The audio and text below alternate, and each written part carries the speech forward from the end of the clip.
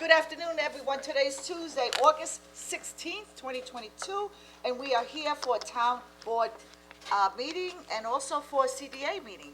As always, we're going to begin with the Pledge of Allegiance, and Tim, can you please take the lead? I pledge allegiance to the flag of the United States of America and to the republic for which it stands, one nation, under God, indivisible, with liberty and justice for all. Well, thank you, Tim, and do we have anyone here from our faith community before us? Oh, there he is. Okay, we have Reverend Andrew Montaro from the Community Baptist Church of Riverhead, and good evening, sir. Good evening. It's a privilege to be here tonight. Let's open in prayer. Dear Heavenly Father, we come before you this evening, and Lord, we know that you are the God who is still in the throne in heaven, who still is in control, Lord, and we are coming before you tonight. We're asking you for the wisdom to know how to guide our affairs and to make decisions that would be the best for everyone. We pray that you would guide our leaders. We pray that you would continue to protect our community and help us to love and serve you each and every day. In Jesus' name we pray. Amen. Well, Thank you, Reverend. thank you, Reverend, and, Boy Scouts here. oh, the Boy Scouts are here. Okay, I didn't know Boy Scouts would be late. Finishing dinner, Supervisor. Yeah, we're finishing dinner. Oh my God, look who's here with them. Okay, try to take a seat. How many do you have? So the Boy Scouts are here because they're trying to get a merit badge to watching a public governmental meeting. So they're here and they'll be here for a while. Devin, did you want to speak to the Scoutmaster about what we spoke about before? Yes, we spoke already. Okay. That's more like a punishment badge. A punishment badge? Oh. So, Hey, well, hold on a second. We're gonna have some seats become available because we're giving 2 proclamations real soon. And then eventually the people leave and then we'll have some more seats. So, I'm gonna give the proclamations first. So, so we have a packed house tonight, and largely due to the group of Boy Scouts who have evidently agreed to spend one of their summer nights, evening here observing the town board meeting. And welcome, Scouts, welcome the Scoutmaster, and thank you for being here, and I hope you're gonna enjoy the process. What troop are they? Yeah, and what troop are you from, sir? This is a special camp called Trail to Eagle. It's all the required badges that the boys have to take for the legal. Microphone, yeah, come to the mic. So what troop is this? He's got to come to the mic. Yeah, what troop? It's troops from all over Long Island, and actually even from New York. We have, Baiting Hollow has this week Trail to Eagle Camp, Okay. where we offer all of the merit badges that are required for a boy to make Eagle Scout.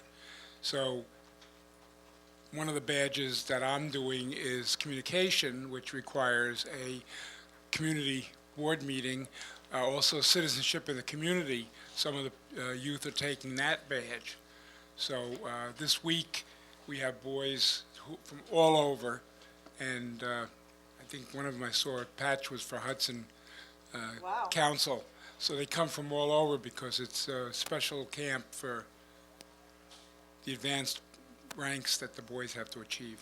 Great, I'm sure there's a lot of work coordinating that effort, right? Yes, and it's a lot of work for the boys to do all of the requirements, so Okay, we want to make it possible for them to have the opportunity. And it's more difficult if they're on their own at home. So we gather them together and bring them out. And we thank you very much for being available. We don't always have the camp week when you have a meeting, so okay.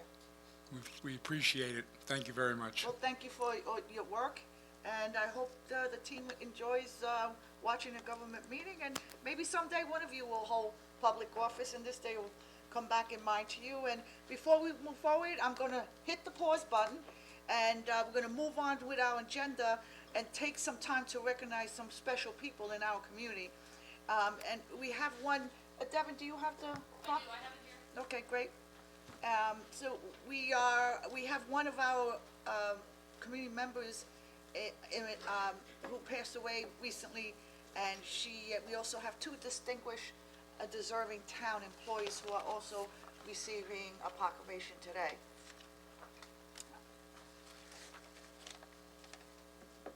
Unfortunately, Kay Davis left an indelible mark in our community. She was known as Catherine Davis, or as Kay. She was born on August 3rd, 1940, in Calverton. Everyone who knew Kay knew she was an incredible, proud of her Polish heritage. In fact, if you understand her, she had no problem telling anyone who would listen, I'm the real thing. I'm 100% Irish. Polish, excuse me, Polish. I got the ISH. That's good for a typo there. So Kay's proud Polish heritage led her to the Polish Town Civic Association, of which she will become president and the chairperson of the Polish Town Fair, a post she held until her passing this past February. Ever passionate about the preservation of Riverhead's strong Polish roots, Kay worked tireless each year to ensure authentic Polish food and culture was available and on display for all those to experience at the annual Polish Fair. Whether it was during the COVID-19, it interfered with her mission and her goal of continuing the Polish Fair. And her calls to me became sporadic, and I did not know that she was ill. But she was just, that was her. She didn't want anybody to feel sorry for her, and she kept contact. And as time wandered, I was saying, I wonder what's wrong with her. And unfortunately, I learned in February that she passed. Those calls are going to be missed. In addition to her role in Polish Town, Kay enjoyed a fulfilling career as a hairstylist and was the proud owner of her own salon for many years here in Riverhead.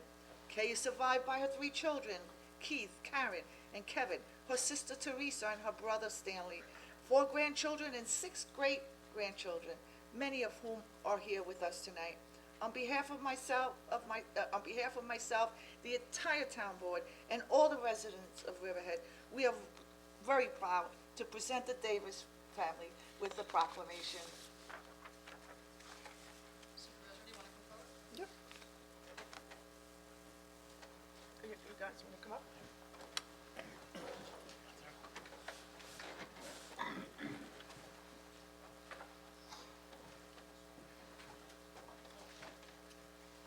Davis family, come on up, please.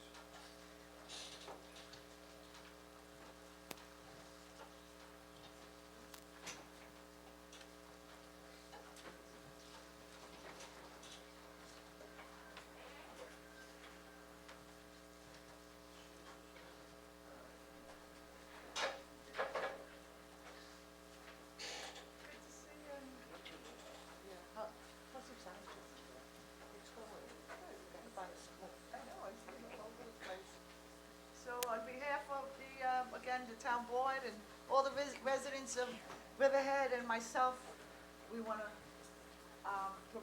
present this proclamation to the family. She will be missed.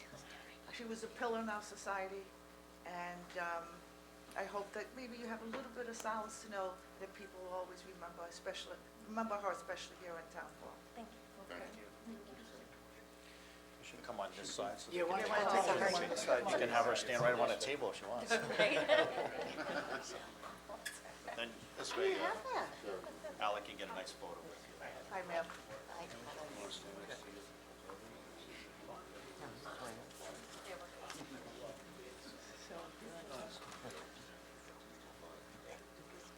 I guess they're over there. Yes, sir.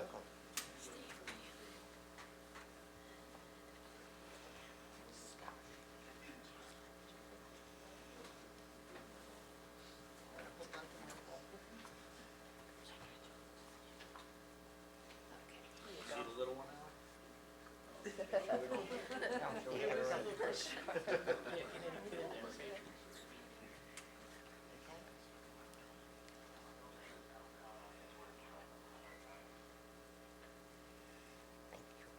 Very much, Peter. We're gonna be starting to money.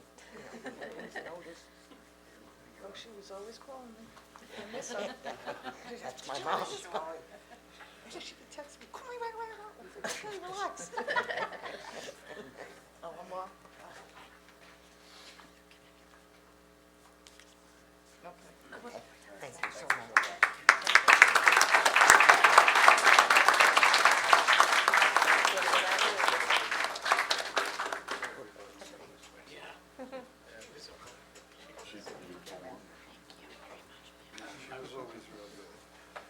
She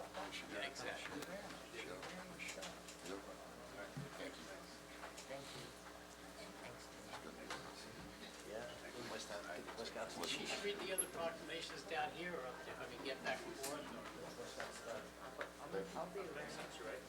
Makes sense for her to do the other ones here, right?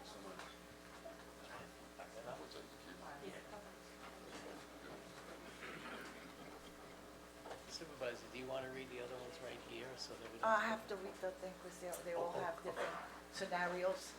Yeah. Different scenarios. All right, we'll get one more. Let's see who's, Sorry, guys. really sorry. I just wanted to make sure we got our names right and this is the one. Supervisor number 5. Okay, so, next, as some of you may know, employees here at the town of Riverhead have the opportunity to nominate their fellow employees as Employee of the Quarter. The Labor Management Committee, whose president is now the Recreation Superintendent, Roy Coyne, voted on the nominations. Due to a series of unforeseeable delays, we were not able to present the award for the fourth quarter in 2021, nor the first quarter in 2022. Therefore, tonight, we are pleased to acknowledge Tammy Moore and Henry Chip Kremborg for their outstanding over and above contributions to the town of Riverhead as employees, co-workers, and to the public servants.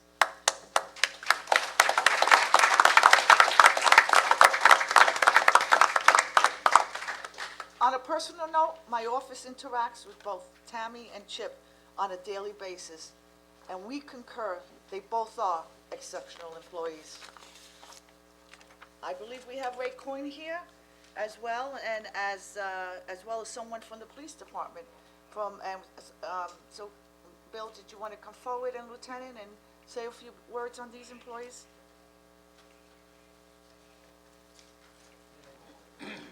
Is Bill here? Is Bill going to come forward? Okay, good. Tammy started with the police department in February of 2020 and has exceeded our expectations with her ability to learn quickly and excel at daily responsibilities. Stepping into a new position can be a daunting task, but from the first day, she hit the ground running and somehow completes paperwork for training assignments, squad changes, and any other updates within minutes of the request being sent. She has responsibilities too numerous to list, but completes them all with a smile and a team player attitude. The kindness and patience she shows to town residents who call looking for assistance when she has 10 other things to get done at the moment shows the type of person that she is. Eager to get the job done, but aware that community service is a priority of the police department. The police department is very lucky to have her, and we congratulate her on a well-deserved award. Thank you. And I guess we can come up, and then we also have, Bill, are you gonna come up on IT, and then we'll give them the. Yeah, well, she can read, and then we'll do one and one instead of going up and down, I think. We'll try it this time.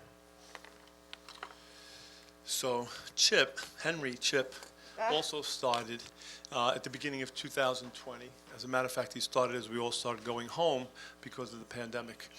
He was a terrific pick when we picked him, and he has outshined what we thought he would do. There's not a person in this town that has met him that won't have something nice to say about him. All he does is put out fires. There's nothing that we have given him that he hasn't been able to figure out. I don't know if that's part of his mechanical background or his engineering background, his mechanical background or his IT background, but if you give him a problem, he will fix it.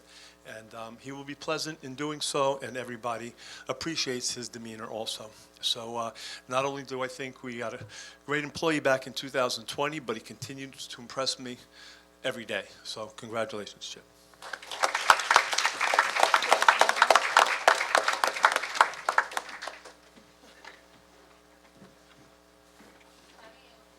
Family and Chip and family.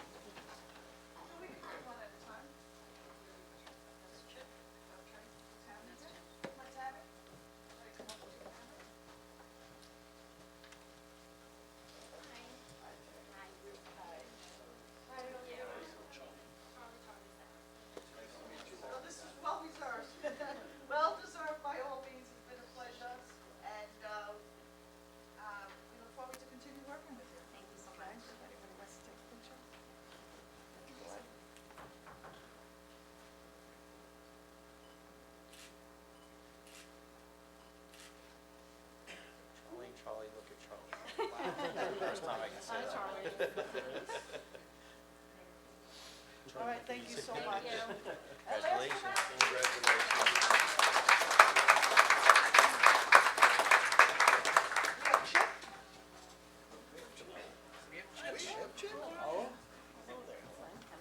It's been a pleasure. You were hired during COVID, in the very beginning of COVID, and little did we know, or we knew, that we had to secure our infrastructure back in January. It took 2 months to get you on board, and as soon as you came on, we're about to come on board, a few days later, they closed the whole country. And we needed you, we succeeded, you helped us be the first to have meetings, the first to go on Zoom, the first after the closure to go back. You've made a lot of history. Your demeanor is great, and this is so well deserved. Congratulations. Thank you very much.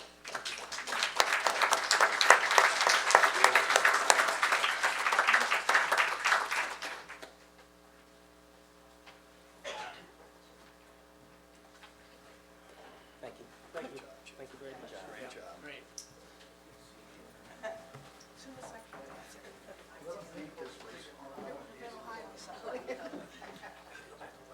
Best thing we did. Okay, so we emptied up the room a little bit. So it worked out good. Boy Scouts, there's plenty of empty seats, so please, take a seat. Okay, so moving forward, there were no announcements today, and can I have a first and a second to close the town board meeting and open the community development agency meeting? Motion. Second. So move. Diane, can you please call the vote? Kern. Yes. Rothwell. Yes. Hubbard. Yes. Aguirre. Yes. The town board meeting is closed and the CDA meeting is now open. Good evening. Good evening, board members. We have no resolutions for the Community Development Agency tonight, other than to approve the minutes of the CDA regular meeting of June 21st, 22nd at 6 p.m. So moved. Seconded. Okay. Kern. Yes. Rothwell. Yes. Hubbard. Yes. Aguirre. Yes. The minutes are approved, and I think we will open it up to comments from the public on matters relating to the Community Development Agency. Great. Does anyone want to come forward regarding the CDA?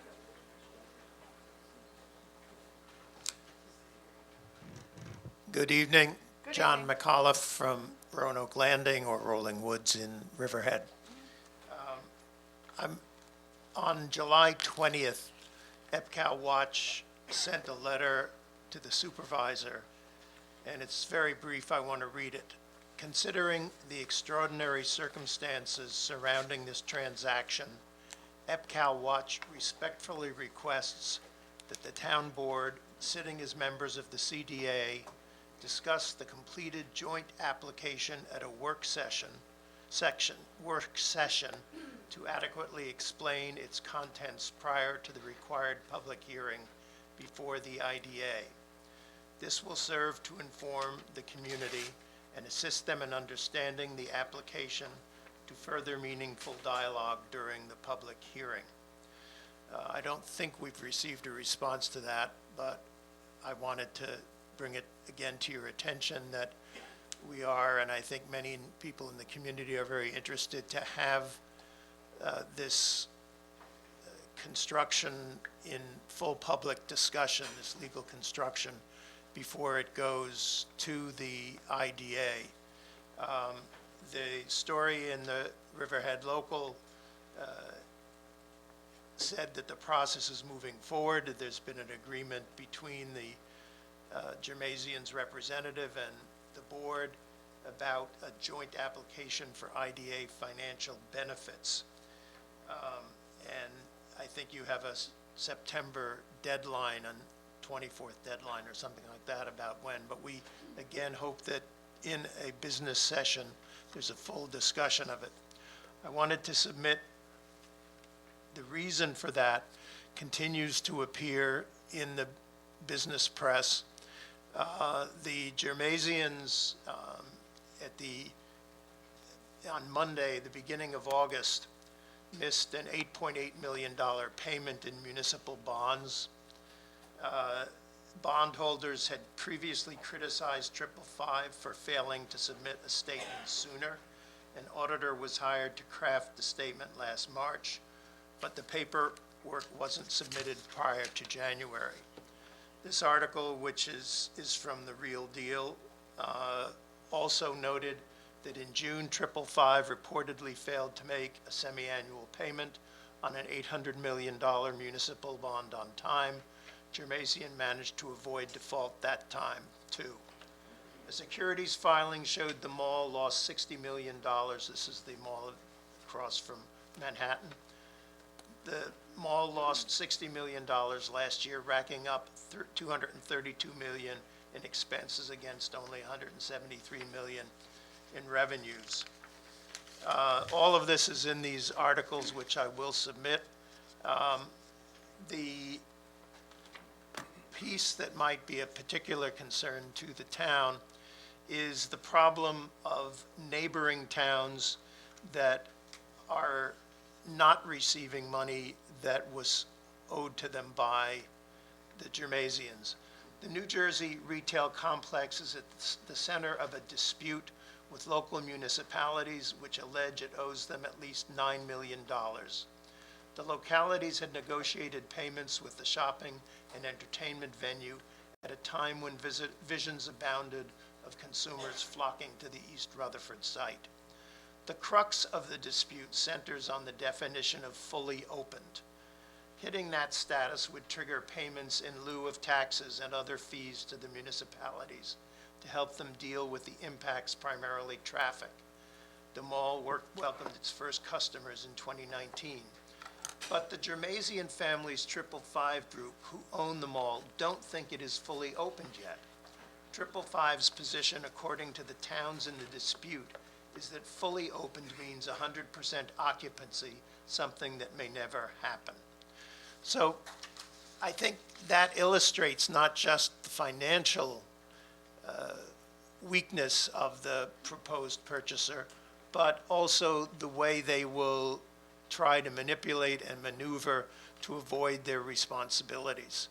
And I understand this, again, we understand in principle what you're trying to do. It may be the right thing, it may be the wrong thing, but what we want, again, request is that that be fully explained, and that you and the IDA are fully cognizant of all of these financial and procedural problems that attend to the Germazians. So again, hoping that you can put this on a business session and everybody in the town will know what's involved. Thank you very much.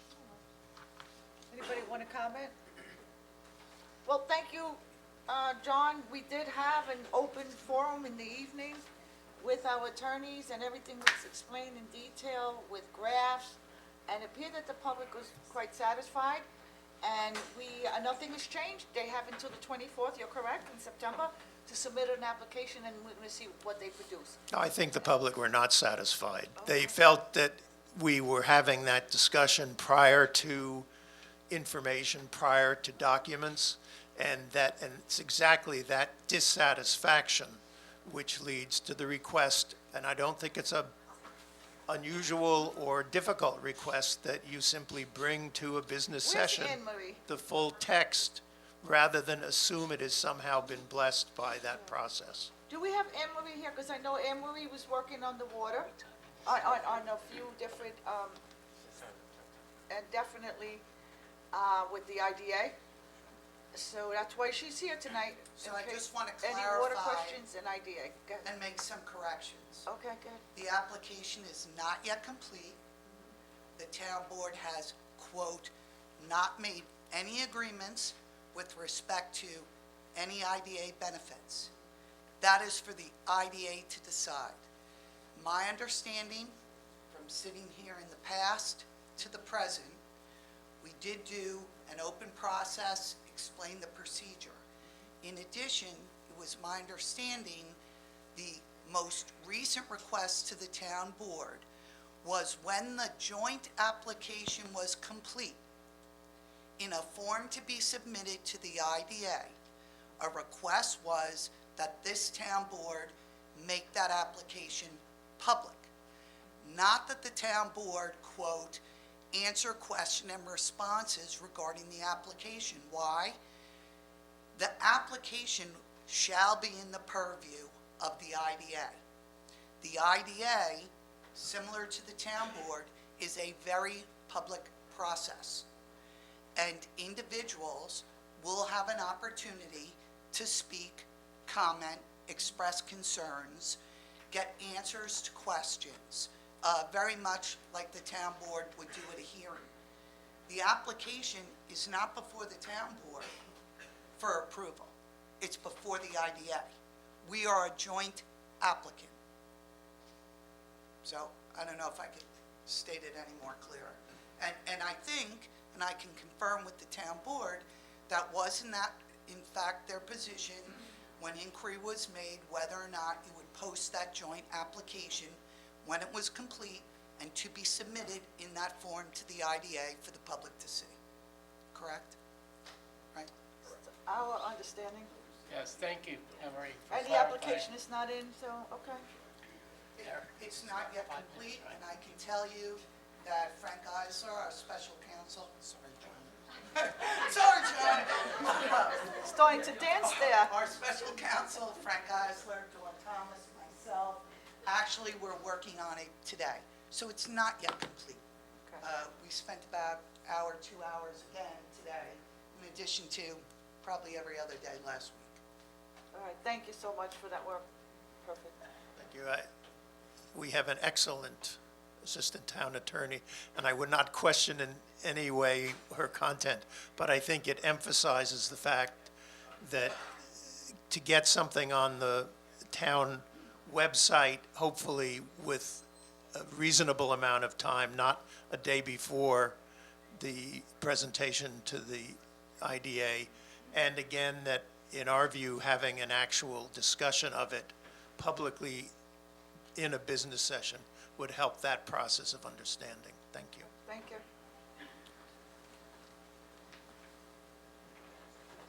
Hi, good evening, Kelly McClinchy, Manorville. Back in June. You have to talk up a little bit. Okay. Back in June, I attended the water forum, and at that water forum, we discussed possible agreement between Suffolk County Water Authority and Riverhead Town in ensuring that the Manorville water extension would be completed. We also discussed various funding efforts that the town was partaking in to try to increase the funding that's available for the project. 3 weeks ago, I reached out to members of the town board and employees within the town to inquire about the status of the agreement between Suffolk County Water Authority and the town in order to move forward. If I could just ask, just real quick, this is for CDA open matters, so how is this related to a CDA matter? Well, the CDA is writing the grants, right? CDA is applying for grants on behalf of the town. But if we're referencing, Do you want me to wait until public comments? Okay. if we could, thank you.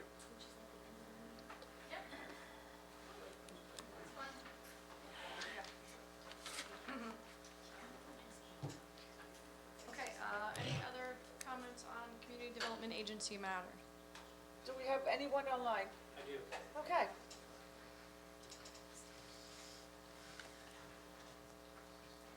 Mike Foley's coming up. You made him come.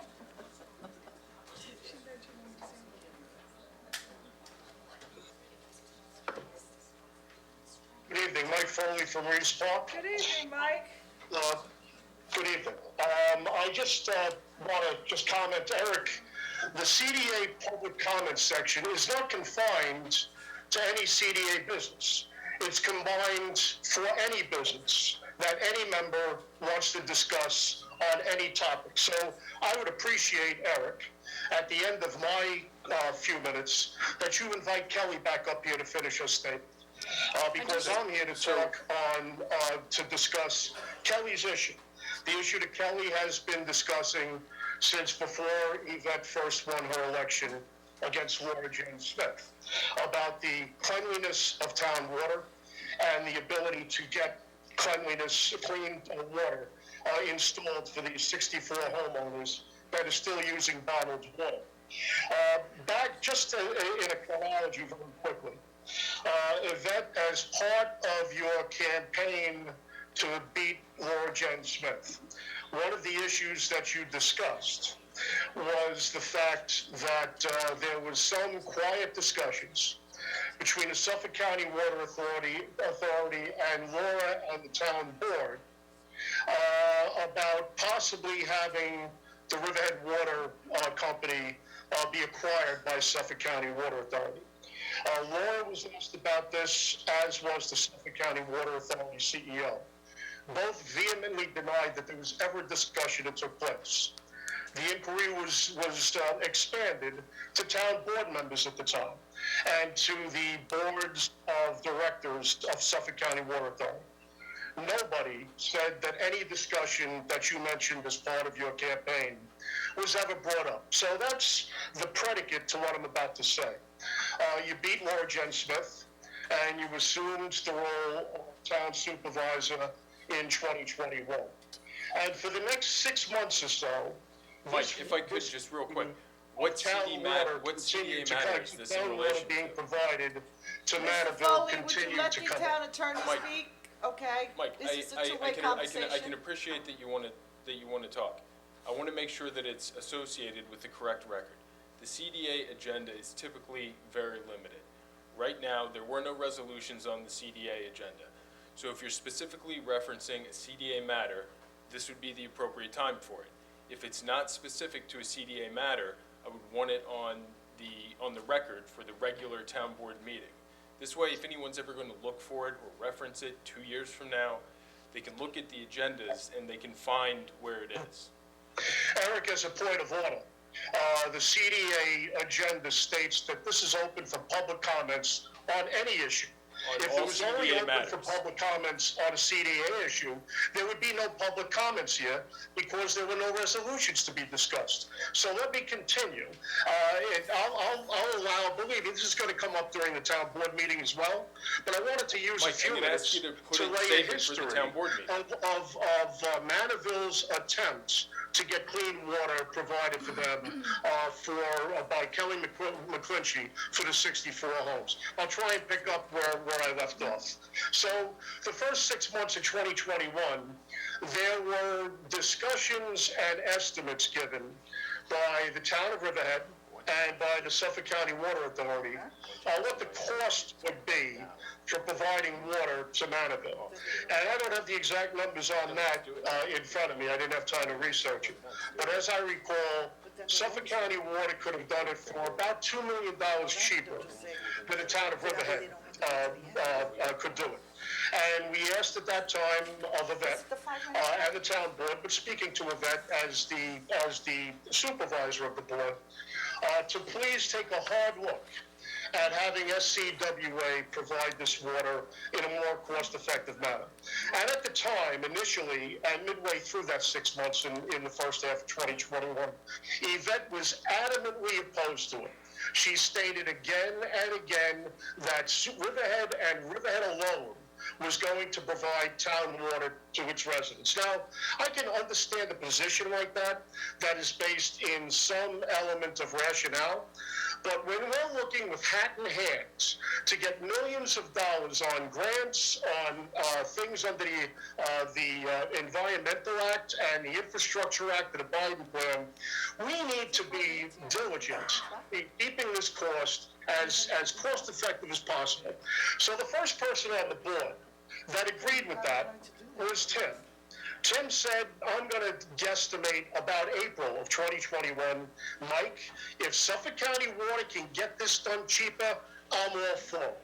And then 2 or 3 months after that, during the election when Ken was running as well, there was an open forum by one of the civics, and this matter came up. And Ken said, if we can get this water done cheaper by SCWA, I'm all for it. And then at the end of that same night when Ken made that statement, Yvette came into it and said, if it can be done cheaper, we'll do it cheaper. So it seemed You have we about had a 30 seconds, change Mike. and a consensus that was now going to allow us to take a look at the most cost-effective way. Segue to 2022. There have been a handful of discussions, as I have been told, between SCWA and the town board. And there has been some understanding, commonality, in getting this done. Because let's face it, gang, you're about to go through a number of resolutions tonight that are going to look for about $30 million in grants for all of the PFAS and PFAS contamination, where Manorville was the canary in the coal mine. It's happening in the All right, whole Mike, town that's now. your 5 And we're gonna minutes, deal Mike. with that eventually, but let me just finish with Okay, this. so you get 5 minutes. You didn't save the comments for the other Eric, open and session Eric, like I would I asked. appreciate But 2 the minutes to 5-minute rule conclude does my apply to you. comments. Okay. So we're gonna move end on. that, and we're gonna I ask think anyone I else heard who the wants to chair come approve up that. on Thank you, CDA Rebecca. matters So- can come up so- now. So we have a situation where through those discussions, All right, so, we're not gonna make this into politics. Yeah, we don't want the Suffolk County Water Authority to take over from us, but under these circumstances, can we make an exception? We're still gonna service them, okay? So, we are working on it, I think I know a lot of progress has lately occurred, so, take all that back and forth, pointing fingers, the thing is to get water, to this. No, Dawn has been working, and today, we met with the county executive and asked him at his office, and asked him for funds. Every day, we're working on this, and Dawn has a recap on this. Dawn, did you wanna? I don't know if you want to save it for the town board meeting, because the resolutions. That's what I'm just asking, if you don't mind, just 1 second. Well.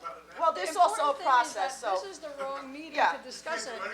So if you don't get the not minutes saying at the we're not correct doing it, meeting, so, yeah. it's not procedurally correct. So we want to make sure that comments are addressed to the right board meeting. Okay, this has been an established, a sequence, so, anybody else?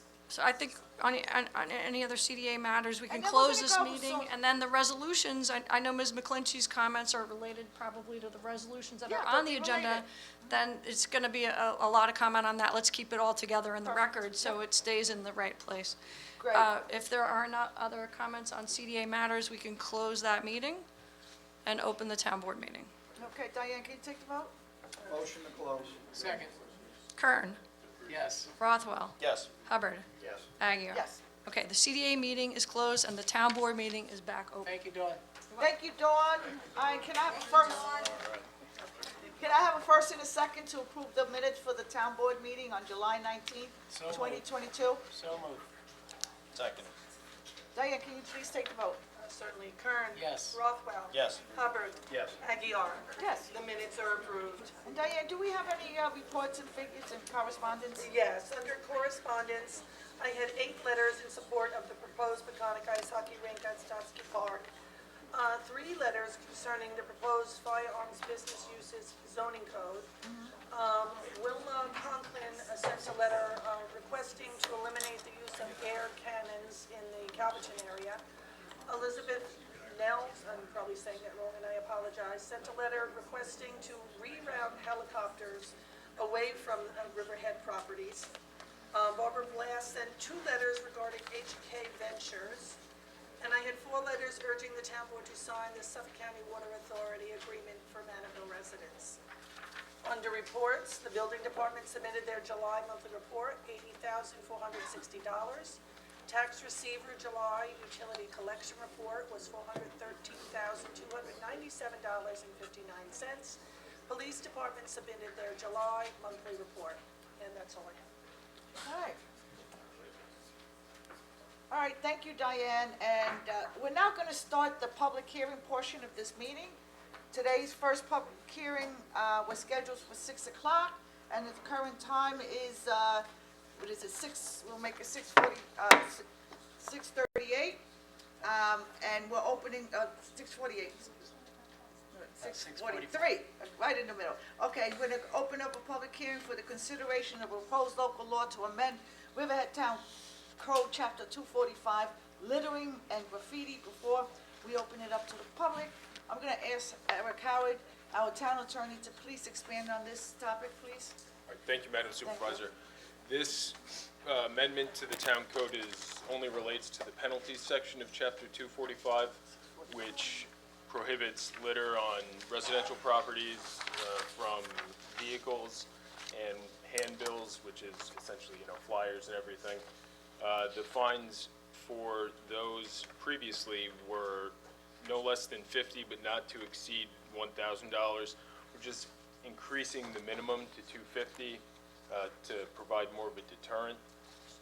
The sections of Chapter 245 that deal with dumpsters and commercial properties, this is really the primary focus of this increase in the penalties, is to provide a little more, hopefully, deterrence in the form of monetary value to commercial property owners that don't maintain their dumpsters or their parking lots and those various areas. And that's really the extent of the proposed change. If anybody has comments, we'd be happy to hear them. Okay. Any members of the public want to comment on this proposed change? Chip, is anyone online? Not for this hearing, okay. Sorry? Sir? Sir, if you have comments, you need to You have to, come to the microphone, please. If you have comments, you need to come to the microphone, state your name and hamlet for the record, for the transcriptionist, thank you. I would like to know what happens to the fine money from all of that. You need your name and your hamlet, sir, for the transcriptionist. Devin? Sure. Joel Litvin, Manorville, New York. all right, so the fines are paid over in Justice Court. Justice Court collects all of the fines. I then believe it's remitted up to New York State, and then they return it to us once they take a small percentage. And then the money is, as far as I know, and maybe Bill could confirm this, it goes back to general fund? It's a general fund. Okay, remittance. that's all I want to know. Okay. Thank you. You're welcome. All right. Chip, you still have no one? Okay. Toki? Oh, I snuck in. Okay, Hi, it's okay. Takui Turchin, Calverton Civic. Since we were asking about where does the money go, Eric, could you mention the detail on what fees we need to pay upstate for graffiti here? Well, so Justice Court collects the money, and then we have to essentially report it. And then it gets sent back to us.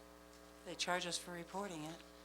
They don't charge us for reporting it, but we do have to report it. I'm gonna be very honest with you. I don't know all of the details of what goes where, once it's paid to the Justice Court. It is a town code violation, so, I mean, the money does come to us.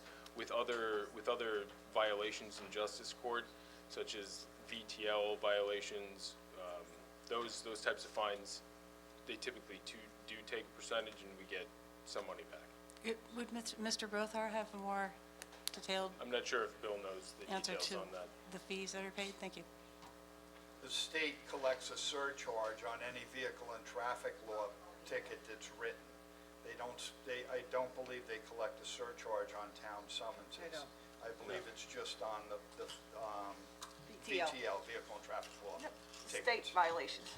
As a matter of fact, the seatbelt, if you get a seatbelt ticket, there's a specific amount the state automatically gets for that.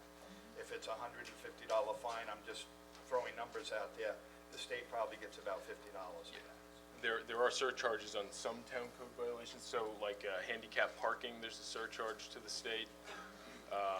That's VTL, written on a town summons.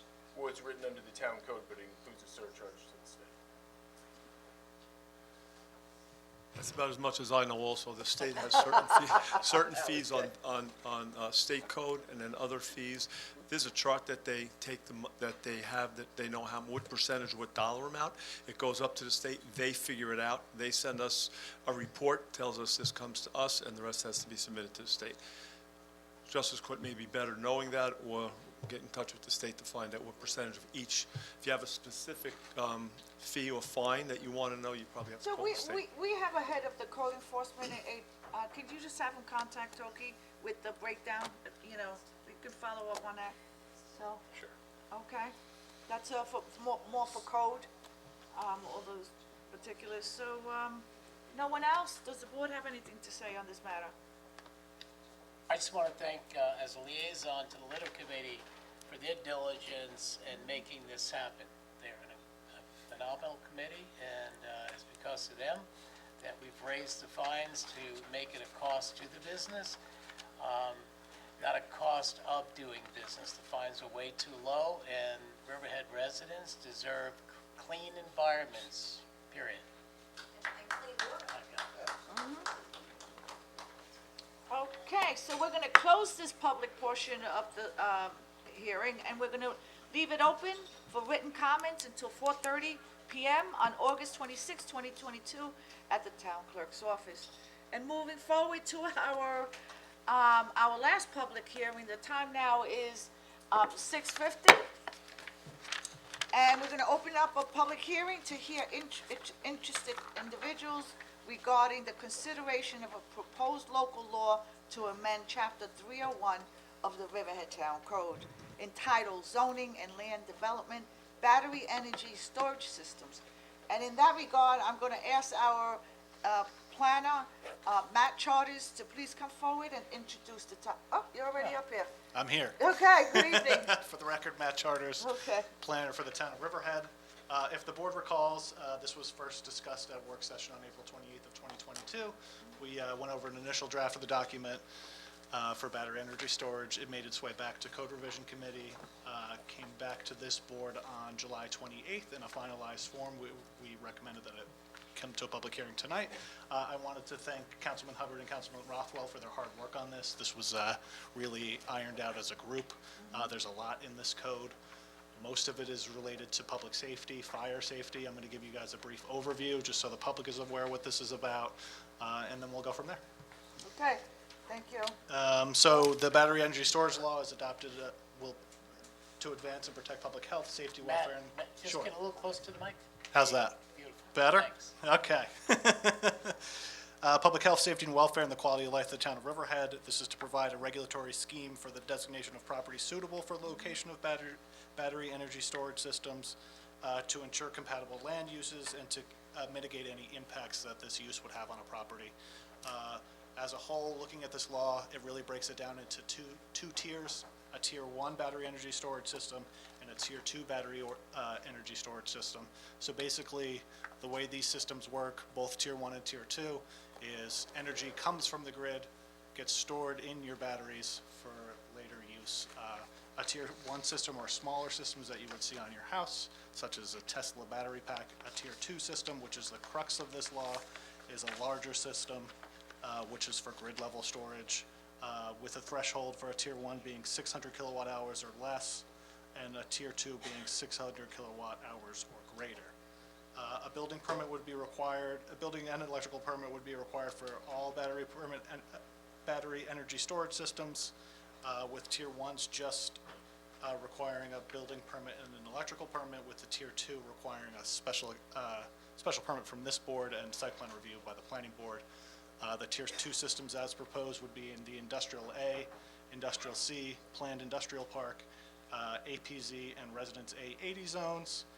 For commercial and industrial properties, the minimum lot size would be 40,000 square feet, and then it would be 80,000 square feet if it was zoned residential, so those would be the properties that are APZ or in the A80 zone. Also, the residentially zoned parcels would need to be located within 1,000 feet of an existing LIPA substation or a commercial solar energy system. The code allows for 75% lot coverage for a Tier 2 system, a maximum height of 20 feet, and a 10-foot setback for commercial properties and 25-foot for residential properties. Tier 2 systems can't be an accessory use to a residential dwellings, but may be considered accessory for a solar facility, and all these must be screened with a fence that's locked at all times and be screened with evergreen vegetation. The code also references avoidance areas such as flood hazard zones, open space and green belts, parcels containing prime agricultural soils, historically or culturally significant resources, designated conservation areas, scenic corridors or view sheds, or within the jurisdiction of town or state regulated wetlands. As I mentioned before, most of this code is about safety, so upfront it requires all equipment aspects, a commissioning plan, a fire safety compliance plan, operations manual, emergency operations plan, and then as well a decommissioning plan and a decommissioning fund, which is required for the lifetime of the facility. The board has any other questions? Go ahead, Councilman. Part of the overall basis of this is just the first of baby steps to begin in this town.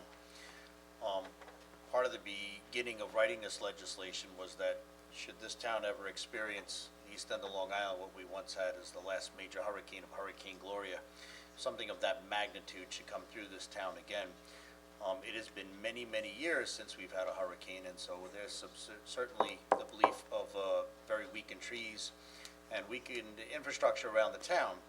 And so in only baby steps, this doesn't achieve everything that we want, but it's beginning to be able to take us in a position where if we lost overall powerage due to a massive hurricane, that battery-powered storage could somehow begin to implement, different sections of the grid could be shut down, and we could be able to maintain power to different operating shelter facilities, to the hospital, emergency response centers, and things of that nature, fire departments, police departments.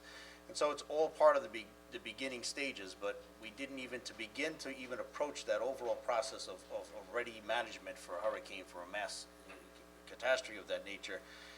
Battery-powered storage is a great component of that. And so this was the beginning steps of where to put it, how to manage it. It essentially needs to be effective, it needs to be near the grid. And so we're limited on locations throughout our town. But where it can storage, and if different aspects of the grid were closed down, it could energize those areas so that we can work and might be, it might be in a position where we're in different times of the day putting power in different sections of the grid. It's all part of, a beginning scale, which I feel was very important for us to do some type of preparations for, God forbid, that we should have a Hurricane Gloria, something come through here, because I just think that we've been currently underprepared, and so this is the first step, I think, in getting things in the right direction. And battery-powered energy storage is a key component on how we can function and how we can maintain during a catastrophe of that nature. And so I think this is it certainly covered a lot of our placement in our town.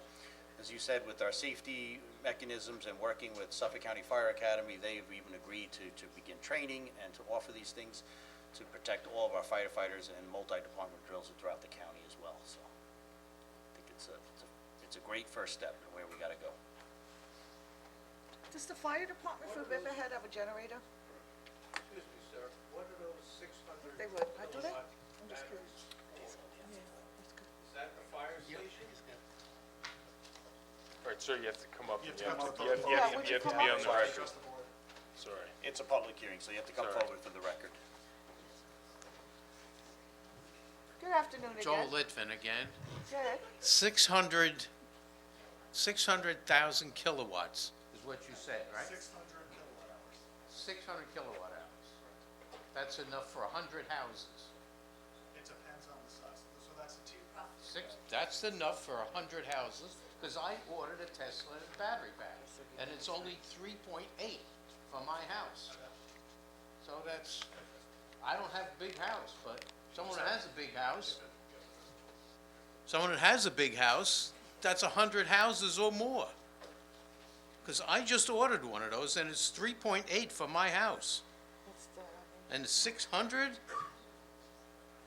That's 200 houses, right?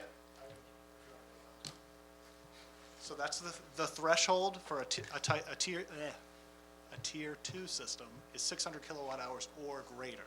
So anything over that would have to have the additional regulations. So most of the times a tier 2 system is much larger and can supply a number of homes, as Councilman Rothwell said, in a blackout situation, or they're basically purchasing power from the grid, storing it, and selling it back. That's how they work. But it's for hundreds of houses. It's for hundreds of houses, what he's talking about. Hundreds. It's also which means that it's gonna cost millions of dollars. The town doesn't pay No, The we're town not paying doesn't anything. pay for this? Who's, if the town's not paying for it, who's paying for it? And they're The gonna, and they're people who going to want give it. it to our fire department, police department, No, emergency most services, government hospitals? agencies have a generator. So the ambulance has their generator, and it's a requirement under the FEMA guidelines and Department of Homeland Security that all critical entities, including the hospital, they have huge generators. So this is mostly for public and some commercial, and maybe there are a couple of public agencies that want it. But this is again, as someone mentioned to you, this is just on zoning, and to change it. It's good to store some energy where it may be needed. Just like a hurricane, you can direct it in places where you didn't plan to have it. So it's a simple code, it's not anything that complicated, and we're not the only town doing it. So I think maybe to answer your question, what it is the battery component can store energy during. I understand the principle, believe me. Because I don't think you do, because when it stores it and it purchases it at a lower cost, and then it can provide it back into the grid when it's necessary during the higher cost. So electric bills and houses that are run and operate are still paying their bill from PSEG, but they buy, and a battery energy storage company buys and sells the energy back into the grid. So if we lose power in one section, LIPA can still say, okay, they can go to the battery energy company and say, I got this grid out, and I'd like to purchase it directly from the battery-powered energy storing company. They'll send it back into the grid where LIPA then So sells this it to guy their is customers. from PSE&G? No, so, let me, Who's a planner in our planning department? I think I can clarify. So the town is gonna invest millions of dollars. No. Sir, How is it free? okay, so just to clarify, right now, these battery storage units are not a permitted use in the town. This is draft legislation that Mr. Charters put together that regulates it as a use and designates where, in what zoning use districts within the town it would be permitted, which would allow private entities to submit an application to the planning department seeking to construct one of these. And this basically sets forth all of the rules that they would have to follow in order to do that here in Riverhead. That was an excellent summation. Thank you. Okay, want to come forward, sir?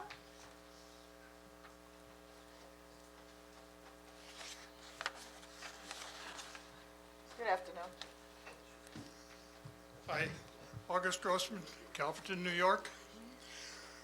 I'm a private landowner. For the last 3 years, we've been approached. I no longer own it, it's in a family trust. We've been approached to lease our property to one of these companies.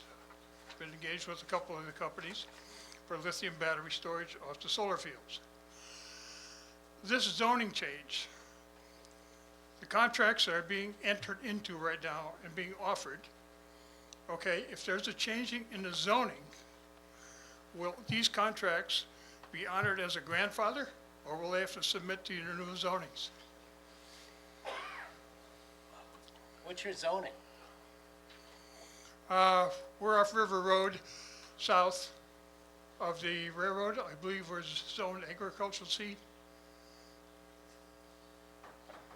I think this is the first precedent of setting up, it's the first stage Yeah. of zoning, so I don't think that we can be required to honor any contracts without prior zoning in place, so there's nothing to Yeah, base it on. there is no zoning for this. Right now, it's not a permitted use, so. And there's also no projects that I believe that are before Yes. the town. Agricultural C, the way I understand it, allows small business. Is this correct? In, which zoning use district? I believe it's agricultural C. Do you mean industrial C? Yeah, that Okay. could be. I'm not And positive on this. Matt, I so remiss that. this would be allowed under Right. this, right. So industrial C allows for 600 kilowatt hour plus battery storage units. Okay. So that But- type of thing would be allowed. Yeah, because what If- they if are we were to interested adopt in the this. storage facilities themselves is the square footage that you're talking about, 40,000 plus more. Well, so the design of the facility itself would have to comply with the design standards that we set forth. Right, all in they the are going to code. be storage containers, individual breakdown on lithium batteries. Okay. Which brings up another question. I don't know what you're gonna do with them, because these lithium batteries, they're projecting, may go right next to the Pine Barrens. So that's gonna have to be figured out too. I agree with you. Anyone else? Do you have someone online? Oh, always Bob. No, Bob, we gotta go first. Get Bob. Go ahead, you go.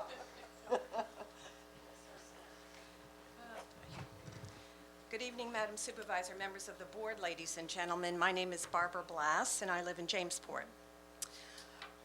Do I support the adoption of zoning to provide for battery storage systems in the town of Riverhead? Yes, I do. Do I support the adoption of this specific zoning code amendment at this time? Absolutely not. NYSERDA has published several guidebooks to help local governments understand how to plan for and manage clean energy development in their communities, one of which is specific to battery energy storage systems. The proposed local law is based on the model law in that guidebook. A companion guidebook, Clean Energy and Your Comprehensive Plan, contains invaluable information and step-by-step instructions on how to adopt legally defensible codes and land use plans addressing clean energy. It advises local governments to begin the process with a planning initiative because New York State zoning and planning enabling acts require that land use regulations be in accordance with a comprehensive plan.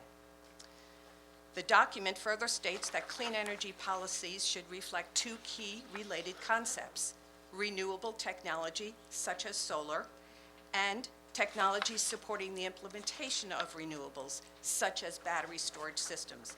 They go hand in hand. It creates an intimate, synergistic relationship between these two uses. Representatives of the Environment Committee and others are on record requesting that our comprehensive plan update include a clean energy chapter with goals, policies, and implementation strategies. We all know the plan update process is currently stalled, and we've been told that no work on this particular subject has been done to date. The guidebook cautions that if a locality adopts new land use regulations without adopting or prior to adopting a comprehensive plan, these regulations were subject, and if the regulations were still subject to a legal challenge or review, the courts will examine all of the municipality's land use policies and actions, and here's where I believe Riverhead runs into trouble. The solar code, which you adopted in 2014 and amended in 2018, there was no planning initiative associated with that. It was a type 1 action and should have had an extensive environmental review to support its adoption. There was no planning study, no empirical information, no analysis of potential impacts, no understanding of how much the Calverton community could absorb, no idea of how hundreds of acres of solar panels might change the character of the community. There was no quantification of the agricultural soils impacted. And what happened? In October of 2021, you had to adopt a moratorium to put the brakes on further applications until the comprehensive plan update gathered and analyzed those necessary planning information to guide you in related future land use decisions. And here you are ready to do it again. You had insufficient information to establish zoning use district for the solar installations, no information to evaluate the extension of the moratorium, and now you have little planning information on establishing zoning districts for battery storage system. This amendment is on the town's own motion, and the contemplated action is a type 1 under seeker. There's no planning study, there's no map, there's no information of how many acres of land are eligible for such development. Why were these particular zoning use districts, which include the agricultural protection zone and the residence RA 80, why were they chosen? Why not everybody? There had to have been a reason, but we don't know that.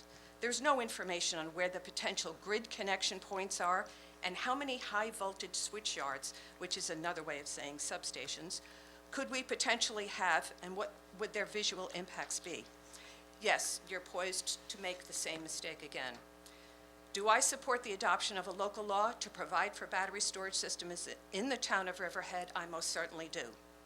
Do I support the adoption of this specific amendment without any supporting documentation from our planning department, no analysis or supporting data for the proposed regulations in these particular zoning use districts, and in advance of our comprehensive plan update? Absolutely not, and you shouldn't either. Thank you very much for your comment, for your time. Thank you, Barbara. You're not coming back, right?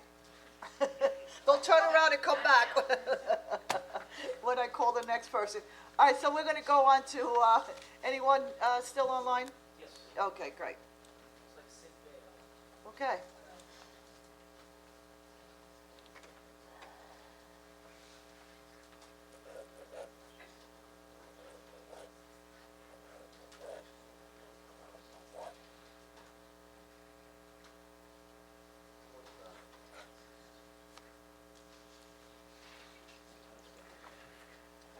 Okay.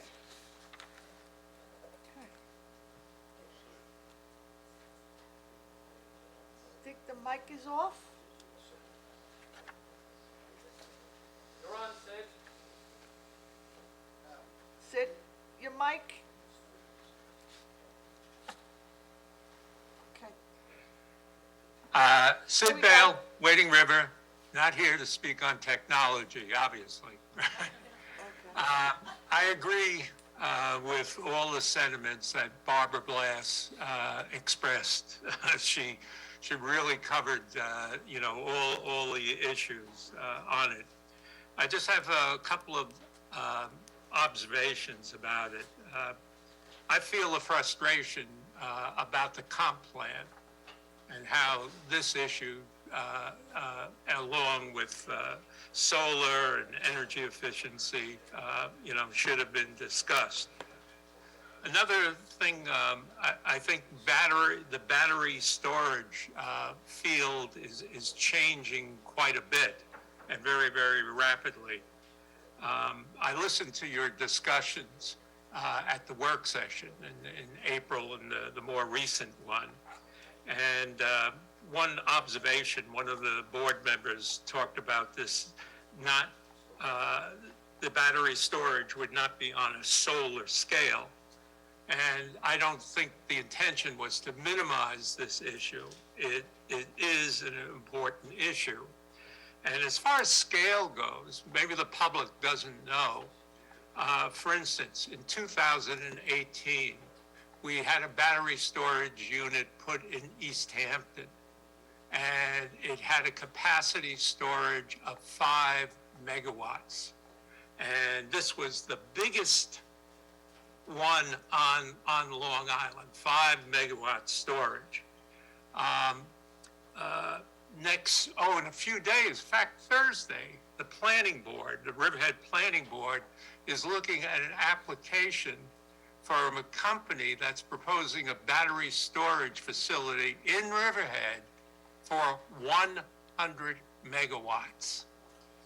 This is a big deal, and it's something that I think that we have to carefully craft a battery code and regulations, and it should be in sync with any new regulations for solar. Another issue is noise.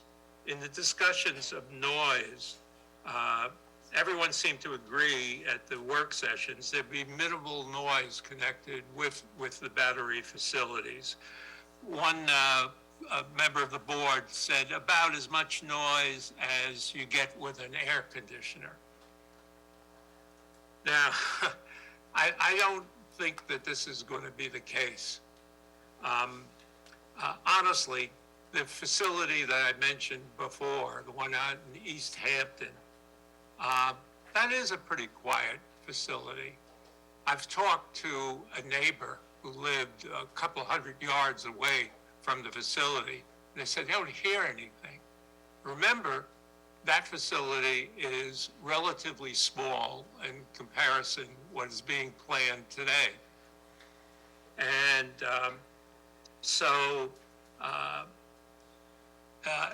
to get an idea, first of all, the facility out in East Hampton is in a building, contained in a building.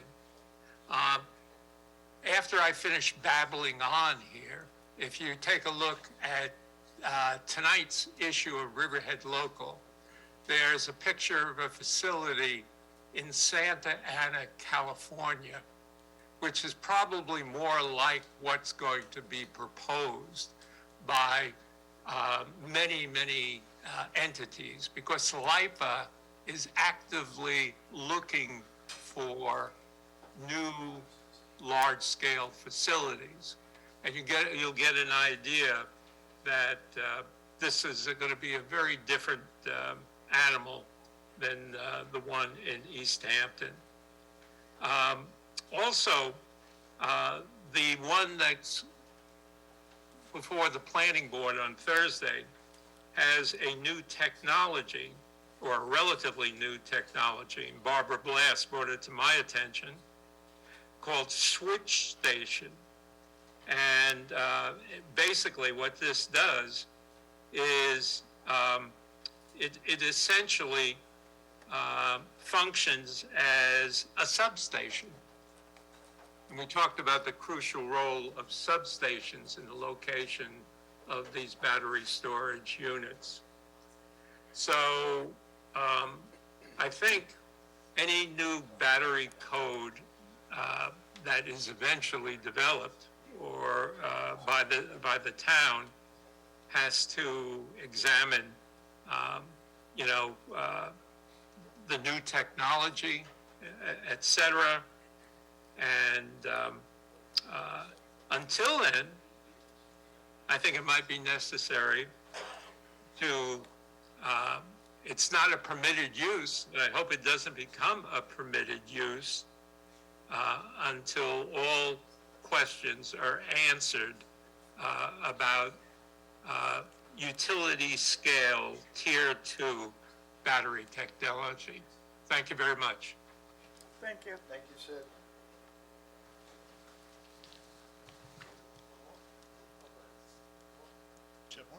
Did you need to speak on that behalf? No, I just wanted to give the board a, kind of an update where we are now with this. The local law is currently under secret review. We did coordinate meeting on July 28th. No secret determination has been made, obviously, yet. Okay. We did receive a response from the Suffolk County Planning Commission on August 9th, which they declined lead agency, but we're still in the 30-day coordination period. All right, good. Anyone? Okay.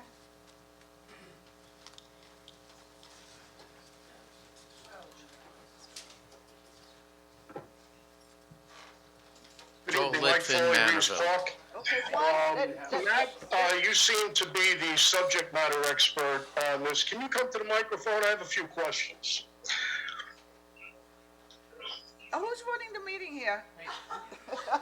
The last time I checked, I was the supervisor, and we are very, we work together professionally. Okay, we don't have then somebody come on forget Zoom that. and Then why don't you answer this question? How many feet away is the proposed site from the nearest substation? we have to rely on the planner. I'm not an engineer. I have a lot of degrees, but not that one. That point of order, that's why I asked your subject matter expert to come to the microphone. Okay, So, but you said you had a again, few questions. why you look at everything as a slight to you is your problem, not mine. Mr. I'm here Foley, for a Mr. public Foley, hearing, and I speak have some softly. questions, Mr. and you Softly. have some subject matter experts that I'd like to ask questions of. Okay. Do you object to that a bit? So Matt's going to answer your question, Mr. Okay. Foley. Go ahead, Matt. I want to, Slow down. this is a public hearing. I'd like to know, you had mentioned, I took notes while you gave your presentation, and I appreciated it. It gave me some information that was not readily available. And I certainly appreciate Denise Civiletti's article today at 2:30, which really shed some light on this very important subject, a subject that was never mentioned in the comprehensive plan of 1998 to 2003 because it wasn't contemplated. Just like solar energy was just an afterthought in 1998, we're now at a place where we don't have somebody to proceed to coordinate the comprehensive plan. And we need this comprehensive battery energy facility to be brought into Riverhead in a comprehensive way, not in a piecemeal, nilly-willy way. So Matt, how far away, because I noticed that there were 4 different zoning locations, designations, that you stated this could be suitable on. But the one that they're proposing is not on any one of those 4 designations. This is a residential 40, not a residential 80. So Matt, my question would be, as you told me, that this energy storage needs to be within 1,000 feet of a substation. Where is the nearest substation from the proposed designated area of this facility? Right, so I just want to respond and say this is a public hearing about the proposed code, not about an application that's before the planning board that's scheduled on Thursday, which is for discussion purposes only. So, I mean, that's really my answer, unfortunately. So Matt, your answer is you don't have an answer, you don't want to answer? No, that's not correct. Mr. Foley, the answer is that this proposed code isn't relative to a specific application that's before the planning board. So Mr. Charters is just here to explain this draft code that he came up with that's now up for public hearing, which we are taking comment on. This isn't relative to any specific application. Okay, so I'm commenting on this location, which has to do What with location? the code that you're considering, does it not? But we don't even know what location you're talking about. Well, the location that we're talking about is the location that they proposed, that Riverhead Energy proposed, which is the new LLC established in Riverhead from the parent company Hexagon Energy. Eric, I know you know that. But we're not again, discussing a specific application. We have a location that is right next to a community in an R40 zone that has been designated as the proposed site of this project that is about to be discussed on Thursday. We're talking about codes and zoning. This one that has been proposed is in a zoning location that is not one of the 4 that is being contemplated for zoning change. So, Mr. Foley, I would say that you should probably bring that up at the planning board meeting when they talk about that project. Okay, well then listen, I'll be happy to do that at the Zoom portion of the planning board hearing on this Thursday. What Barbara mentioned, I will emphasize. This is a this move into energy battery storage is something that should be done in a comprehensive way. Not in an individual way. As you said, Eric, you're telling me this is not, this is an individual thing, we're talking about code things. Let me expand on that. I'm talking about establishing a comprehensive set of plans that everybody can understand, so that that big guy in Calverton that was approached by a battery storage place to use his backyard for battery storage that nobody on that dais knew about can understand what the rules are. That's what this public hearing is about. And what we need to do, Eric, and town board, is we need to understand that as long as the planning board is overwhelmed with individual massive projects, that we are going to continue to stumble and step on ourselves when it comes to the future of this town. It might be good for the developers, but it is certainly not good for the residents of this town. We need a comprehensive plan. And to that end, I believe that everything should be put on hold until we get a comprehensive plan in place. If it takes a year, it takes a year. If it takes 2 years, it takes 2 years. But we need a comprehensive plan, and nobody in this meeting hall tonight can give that to me. A comprehensive plan can give it to the residents, and that's what we need. The same way as the solar projects went from one to the other, and all of a sudden, you raised your hands and said, oh, solar moratorium. The exact same reason that you declared a solar moratorium is the same reason right now you should preemptively declare a moratorium on battery cell stuff and on industrial space which I'll get for at my next hearing. So I guess, Matt, you've got nothing to say. I guess there's nobody here from Riverhead Energy. Maybe you could tell me, Matt, maybe you know. Will somebody from Riverhead Energy be at the planning board meeting on Thursday to answer questions? Yeah, I think you might get some of your questions answered too. Unfortunately, there's not a Zoom component for Thursday because it's not a public hearing. It's just a discussion between the applicant and the board. Oh, really? So you have to, wait a second, that means I have to be there in person on Thursday to participate? Or you can watch it on Channel 22, I believe. Correct. Well, but I can't comment. What you're telling me is I can't comment on Zoom? I can only comment in the room? You could submit written comments ahead of the meeting. That's not my question. My question is just like I'm doing right now. I had an option of going into that town hall, where I'm just getting over COVID, by the way. I had an opportunity of going into that town hall meeting, or I had an opportunity to safely watch it at home and to contribute for what it's worth by keeping everybody else safe. Are you telling me that I can only comment at the planning board meeting on Thursday if I'm there? You can submit written comments ahead of the meeting or after the meeting. There's no final determinations being made at that meeting. It's my understanding that the matter is just on for discussion. So you can observe the discussion, and then you can have questions going into it that you could submit, or maybe you learn things while watching on Channel 22, and then you can submit comments after. But if I want to comment live, Eric, I need to be in the room? Correct. Well, I'm going to be in the room, and I'm going to wear a mask. I suggest everybody in the room wear one also, because I'm still in the quarantine area. I'm coming out of quarantine because you're making it impossible for me to protect the people around me. No one's forcing you to come. Well, no, that's correct. I'm coming because you're not allowing me to participate from Zoom. You see, I assumed that when This is a public hearing, and we need to stay on, this is a public hearing, and we need to stay on topic. Talking about COVID and back and forth. I'm sorry, is somebody trying to talk? Yes, I am trying to talk.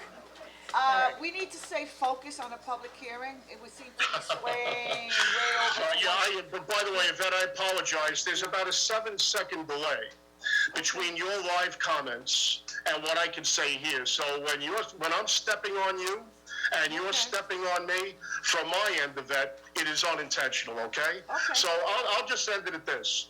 I'm going to be there at the planning board meeting on Thursday at 3 o'clock because you're not affording me the same opportunity to ask questions in a planning board meeting that have just been restored. To your credit, Yvette, I give you credit for allowing Zoom meetings and Zoom participation to resume in the town board meetings.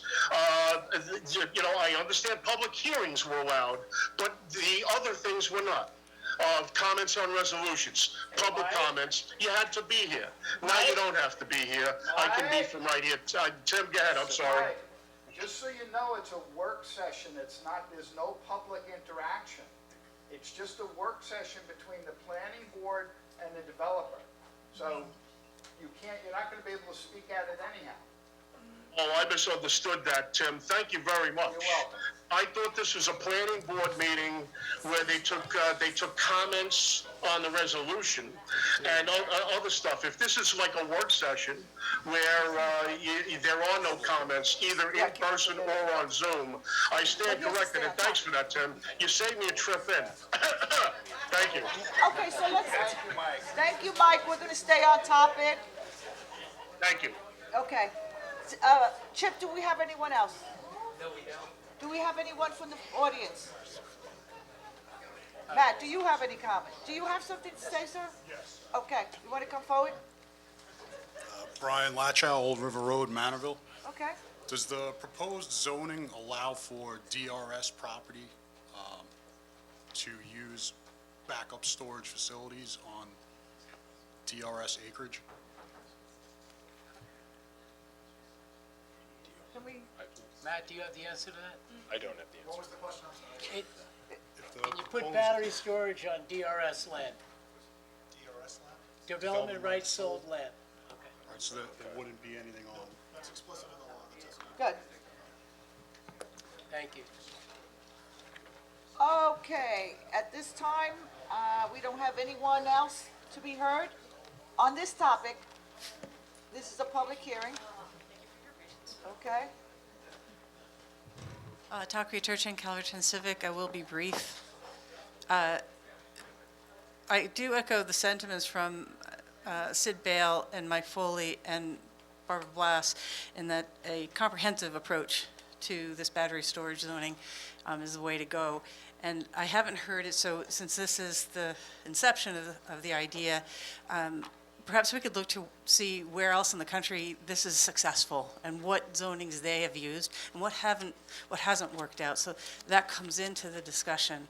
And it would be done underneath the comprehensive plan that we're under right now versus being separate.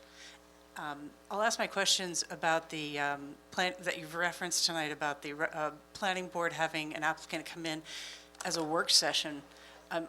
Can I ask that here, or do I need to ask that to planning board as to, I haven't seen that procedure before, and my understanding is that that application is not going to go forward. It was just there as an exercise. I believe Mr. Murphy mentioned it was going to be an exercise in understanding battery storage. It's coming up behind you. Yeah. Sorry? Jeff, can you add to that? She had a question on a possible application. Good evening, Jefferson Murphy, evening. Building and Planning Administrator.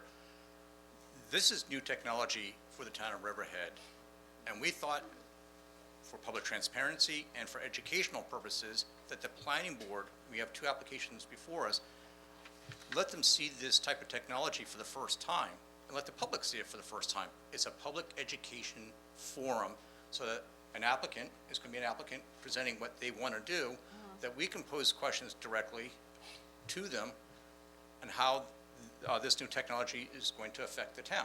We're certainly aware of the mobile home to the west. This property is zone residential, but it's sandwiched between the railroad to the south, industrial development is the mini storage to the north, industrial development to the east. So they're coming in on the auspices on seeking application to the zoning board from one non-conforming use to another, because it does have an LPEU for industrial uses. And so we want to educate the public and the board as soon as possible in this process. That's all this is a public opportunity to see what is going on in this new technology. We have not cast any opinion or recommendations on the project any way, shape, or form, other than let's get on for the planning board, let's make it public as soon as possible so we all see what it is. And that's all it is a presentation to understand what this technology is. Thanks, anyone else? I'll be the briefest of all. Cindy Clifford. I just want to say I could never speak as eloquently or as in-depth as Barbara Blass, but I completely agree with her that something this big should be considered as part of a comprehensive plan rather than just floated out and crossing our fingers and hoping for the best. Thank Okay. you. Anyone else? Chip, anyone online? Any town board members want to comment further? I'll just say that this is something that we've worked in the Code Revision Committee for many, many months. It takes a lot of time and a lot of research to put this together. If the comprehensive plan states that we should readdress it and change the zoning, at least we've got the foundation done to outline the code in place for it. I don't think it's proper governing to sit idle and just say that we're not going to address any of these issues or do anything till we have a comprehensive plan. That's too easy of an answer from my perspective to sit here and say we're just going to sit idle and wait. We've got to begin building foundations, continue the work, and the comprehensive plan, when it's completed, will direct us, and then we make adjustments accordingly to it. That's it. Ken, the only problem I have with that is that if you go forward with it now, and you say we can address it in the comprehensive plan, it may allow the doors open for somebody to come in and put something together that we're gonna find out later on we really shouldn't have done. So that's my only concern with that. This all really comes down to, and same with solar, the fact that the comp plan is not completed is awful. It should have been done by now. Certainly should have been done by now. A whole multitude of things happened. We are about to rectify that. I think Thursday we're going to be discussing it at work session. We have 3 different companies that we've it's been narrowed down to for us to interview Thursday. So I ask you to tune in for the work session if you at all can. And we will get somebody hired and we will get this going. The comp plan can't be done fast enough as far as I'm concerned. It's been way too long. And that will address solar, that will address battery storage, and a multitude of other things. TDRs, TDRs, absolutely. that's Absolutely. critical, and also, unfortunately, Tim, COVID I get elongated it. I And now we understand that. move quickly. Once it came up to our attention as a board, we move very quickly. We can probably make a decision at the end of this week if we all come in unison. Everybody has the paperwork on. I think they were emailed already to the whole board, and they're coming in, and they know that they want to move quickly. And they're gonna be able to salvage some of the, research that was done, and, we have to get it done, but you can't stop Riverhead just waiting for a comprehensive plan on the same token. You gotta try to move, and we accept applications, and we can't say, well, we accept the application, you started the process, and you spent $250,000 doing all these studies, and now we just said, we're gonna stop because we're doing a comprehensive plan. We're gonna be sued, and we're definitely gonna lose under those circumstances. So there's a balance, and we're gonna make it work. So, okay, so this is gonna conclude our public hearing, for this section, and, we're gonna leave it open until 4:30 PM on August 26, 2022, at the town clerk's office.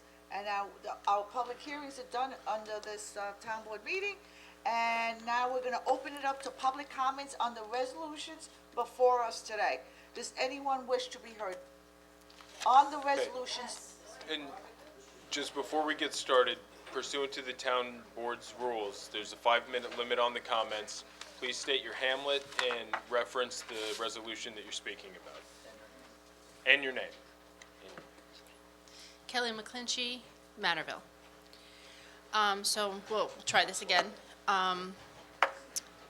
3 weeks ago, after knowing the information from the water forum, Kelly, do you want to just pause Sure, and let them sure. exit, just so we can hear you? Yes, thank you, Boy Scouts, and best of luck.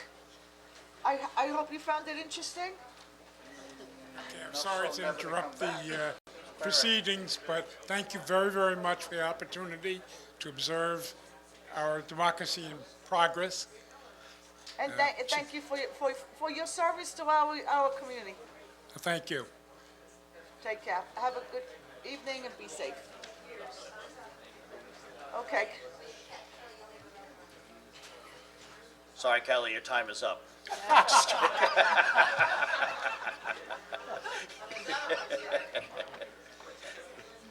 restarting the time. Start over. I'm restarting the time. Okay, so they're pretty much cleared. okay. So as I said, at the water forum, we discussed in-depth funding opportunities that would be available and the proposed agreement between Suffolk County Water Authority and Riverhead Town. 3 weeks ago, I sent emails to some of the town board members and to certain employees of the town, inquiring about that agreement. I received a whole lot of information about the funding again. That was not my original question. And in each response, I made very clear that there is an essential importance in this agreement because it is the one thing that allows the town to demonstrate water capacity. Without that demonstration of water capacity, the DEC has declared that they're not going to provide funding to the town. Just today, I received a response from Dawn Thomas letting me know that the town is working on that agreement. They're going to have the agreement finalized before the application deadline of September 9th for the grant funding. So I just wanted to put it on public record, and perhaps you can comment and tell us whether that's accurate, whether it's not accurate, and what more information you can give to the residents who've been waiting. So, Sure. So, the agreement doesn't need to be signed by both parties in order to be part of the grant application. So we have been working very closely with Suffolk County Water Authority. I spoke at length to Jeff Sabo today, and we talked about it. I have made a commitment in the beginning, a year and a half ago, that we'll do everything we can to find the most cost-effective way to proceed forward. to sign an agreement and basically to say that they're looking for $9.5 million to install this. $9.5 million spread out between 64 homes is not financially possible and feasible. We have 3.5 million, so we're short $6 million right now. So we are still looking at every avenue in funding possible. Whether we decide to have a letter from Suffolk County Water Authority attached to our application supporting it and providing services, whether we sign an agreement before then, or whether or not Suffolk County themselves submit the application for the 64 homes. All of these have been in deep discussion. We're going to continue under executive session on Thursday and follow up with Suffolk County Water Authority.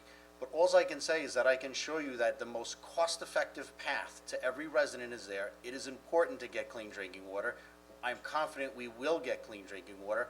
I'm well aware of the deadline of September 9th, and we will get our applications in, and whether it be submitted by us or the Suffolk County Water Authority, whichever way makes the most sense, whichever way gives us the best opportunity to get money and funding for this project, that's the path we will take.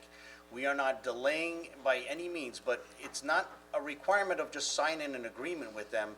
Doesn't answer any of the financial questions in the aspect of how we're going to get it installed. But Suffolk County Water Authority is committed, we are committed to working on it, and we're working on it together. And if an intermunicipal agreement is what they want to see in the application, then we'll sign that and we'll forge forward.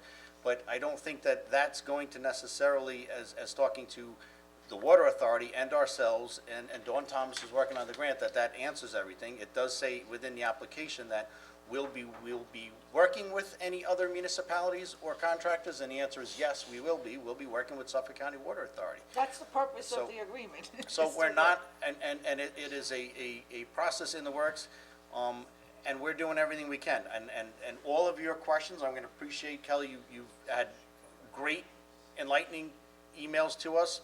And anytime you send something to us, we immediately review it with our deputy town attorney. We meet with Dawn, and we've sent it over to Jeff Sabo, and he has his attorneys on behalf of Suffolk County Water Authority looking at it. We are trying every single avenue, but it's a process in the works, and we will all, between us and the Suffolk County Water Authority, will come to an agreement towards who's going to submit the application, how it's going to be, and to best get the funding possible. I've said in the beginning, if it means that all 64 homes become part of the Suffolk County Water Authority and they can do this project faster and more cost-effective, then that's the way to go, and I stand by that. But I think that working together, we've got $3.5 million towards this project right now, and we're going to keep going. And whether we submit an application or they submit an application, once we get our results of that, we will then be knocking on our congressman's door and both U.S. senators to continue, if any other additional funding is necessary, to provide and get this project completed. I don't know what more I can say, to that effect. Claire? Claire, can I just have 1 minute, just a comment? So essentially what you're saying, I understand. The town can submit any grant application they want. Yes. That doesn't mean that it's going to be awarded. Correct. The contingency for an award to the Riverhead town is to demonstrate water capacity. Yep. You And we cannot can. do that right now. Yes, we You can. cannot do that without Suffolk County Water Authority. No, because that's not true, because Suffolk County Water Authority can also attach a commitment letter to that they will be doing the project, they'll be doing the construction. But So these are things reasonably, we're talking with them. Ken, It doesn't reasonably, mean to why sign would an they do agreement. that if you didn't sign the agreement? Like, if you didn't enter Because into an the agreement. agreement is a stipulation of monetary funds to be paid, and if we sign that agreement, then I'm essentially bonding $9.5 million towards the Riverhead taxpayers, and that. Yes. You bonded $21.5 million. Because it serves all the residents. So the residents in Manorville are not important. That's what you're saying. No, We're not that's- as Kelly, important. That's not what I said at all. And you have Ken, to that is stop- surely what you're making it No, sound like. Absolutely not. I'm saying It we is- have to get listen. funding in place. How do we pay for it? When Do you want have- to pay for it? It comes out to about $6,500 a year for each of you for 30 years. I'm sure that's not acceptable to you, so we're working on getting those numbers better. Okay, so let me comment on that. I reached out to you, right? Yeah, you're the elected officials, you get to make the decisions, but you have not spoken to any of these residents about the cost of anything. You have not gotten our opinion. Maybe I do want to spend $6,500 a year for my safety. Okay. And that is our decision to make. Yeah. That is a communication that you should be having with the residents. And you're inaccurate and you're incorrect, because I knocked on every single door, all 64 homes. I attended Did personally. you And show let them me- any let me numbers, answer. Ken? Kelly, let me answer, because many of them said that we want this water, but we need to know what it's gonna cost, and if it. Did you show them any numbers? Did we have No, because we don't conversation? have the numbers finalized, because we're working on grants. And until we get an answer from our grant applications, I can't tell you what it's gonna cost each That's of another you. thing I do want to bring up before I sit down and let the other residents speak. You're working on the grants.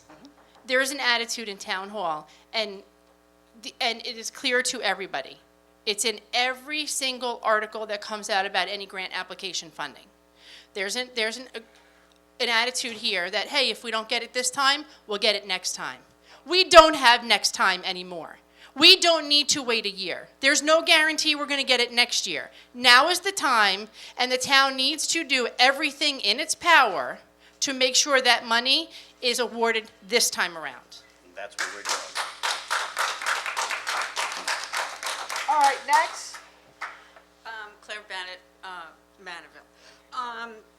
So my understanding is that this capacity issue, which is one of the reasons why the DEC says Riverhead does not have the capacity to supply our 64 homes. I'm wondering how the town plans to handle future projects, EPCAL, everything else, if you still don't even have water capacity just to get us water.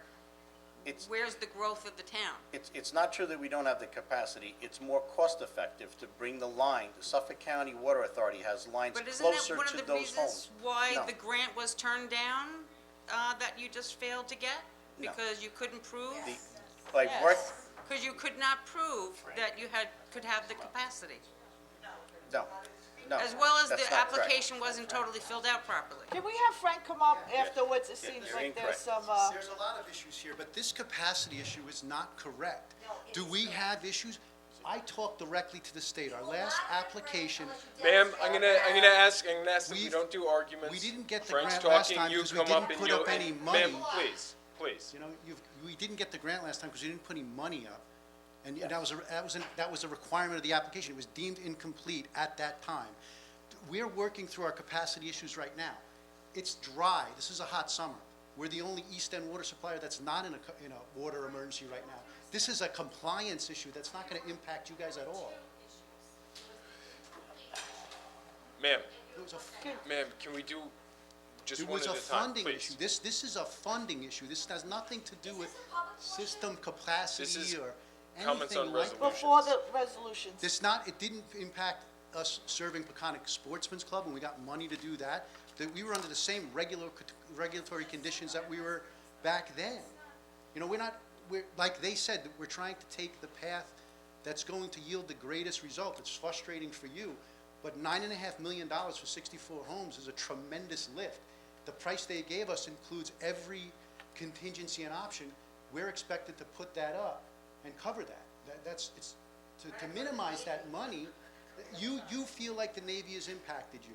I would, you know, if that becomes true, then we'll get money and pay you back. But at the moment, at the existing data, I wouldn't be comfortable making that case, you know? I mean, I got a background in this. I mean, you're welcome to challenge that. Okay, I'll challenge it. Good evening, Adrian Esposito, Citizens Campaign for the Environment. I don't understand. What's your hamlet, ma'am? I don't have a hamlet. You're not No. a town resident? Correct, but I represent thousands of people in the town, actually. We Okay. have members. On behalf of what agency? Okay, so anyway, you need to demonstrate the Ma'am, water agency capacity. that you're on behalf of. And the water capacity means if you don't have it, you won't get the grant. We Adrian- want you to get the grant. Adrian, You can you need to just get the answer his grant. questions and So, let's not go, let's just just be who are civil, you please. here on behalf of? What agency? Citizens Campaign for the Environment. Okay, great. Oh, but I said that. I thought you heard me. Okay. You said it pretty Okay. quick. Yeah. I was Yeah. quick? Yeah. Listen, Okay. I'm New York. I talk quick. Okay. Okay, so the bottom line that we're concerned about is that there seems to be, as Frank just stated, some disregarding the fact that water capacity needs to be demonstrated when you apply for the grant. If the Water Authority applies for it, yes, that doesn't need to be demonstrated. The town cannot apply for the grant without demonstration of water capacity because it will not be granted. You can apply, it just won't be granted. So when it was rejected last time, it was for two reasons. Incomplete, yes, correct. But also, there was no demonstration of water capacity. So we have to move out of denial and move into reality, because I know you want to be successful. I know you'd like to get this behind you. No one wants it more than the residents, but we can't get it behind us unless we demonstrate capacity. You're worried about the money, they're worried about cancer. You know what's expensive? Cancer. Cancer is expensive. All right, so you know that the federal government's asking for another grant. The state has money. We can get this money when you demonstrate water capacity. That's all we're saying. There's an urgency here that we want to convey to you. There's a need here. We know you agree with that. But we cannot submit a grant from the town without demonstrating water capacity, because it will fail. You don't want that. They don't want that. We don't want that. Don't do that. Thank you.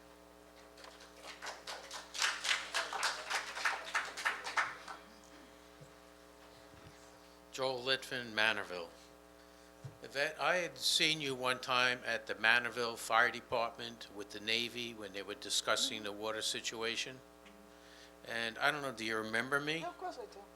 And what did I have to show you? You have some records. I showed you my blood results with mercury and arsenic poisoning. Didn't I show you that? Yes?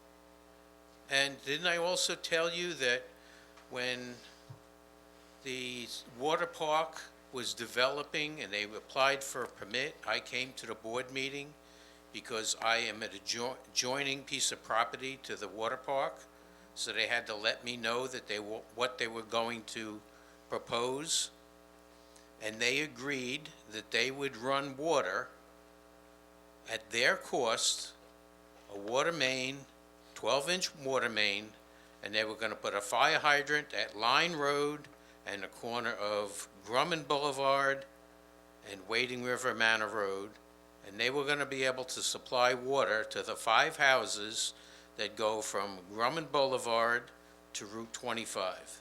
That was in their contract at that board meeting, which they agreed to. Now, that's years ago, and it still hasn't happened. Okay, I don't know They what you're did talking put the about. water main in, and they Okay. did put the fire hydrants in on both sides, on Okay. Grumman Boulevard and on Route 25, and it ended at their property. And they said that they only needed enough water to supply 3 houses. That's the amount of evaporation that was supposed to happen out of that pond. Okay. I know nothing about it. I would suggest that you, I told you about it then, I'm well, telling that you you about didn't it tell me. I now have a very again. good memory. And You had a whole bunch of papers that you Eric, were I'm sure shuffling. there's public record of it. Okay, if there When they is, applied for it, right, What are we referencing specifically? The I'm agreement sorry, with I can't hear. Are you referencing specifically this agreement with Island Water Park? From the water park, yes. The agreement Right. between Yes, the from town the water and the park. water park? It was between the town and the water park? Yes. Do you know what year that was in? Because okay. Whatever year they applied for the permit. Someone must have it on record. I'm just saying, Yeah, I can't think of what this would be. It's not a question. It's a matter of fact that this corporation was going to pay for the water main and to pay for the 5 houses on Wading River Manor Road and put 2 fire hydrants on Grumman Boulevard. And they didn't do yeah, I it. think so. The water park, the proposed water park that's still under construction. No, they're currently served by Riverhead Water. They have a 6-inch service. They've been a customer of ours for 20 years. Supervisor, if I could just kindly remind all the folks in the room, we're still on the resolution open comment portion, and I'm just wondering if maybe we've drifted a bit further Yeah, I from think we did. We any went of to the one in resolutions that Water may be on the docket today, so if we can just reroute back to comments on the resolutions before the board, and then we can take these other things under consideration during the open comment period at the end of the meeting. Okay, that's great. Well, you were looking for money to buy for this project, right? They agreed to pay for part of this project. It's gotta be in public record. I don't have an answer for you right now, other than I can look into that. I mean, it's a mile of, it's at least a mile of piping that they agreed to do.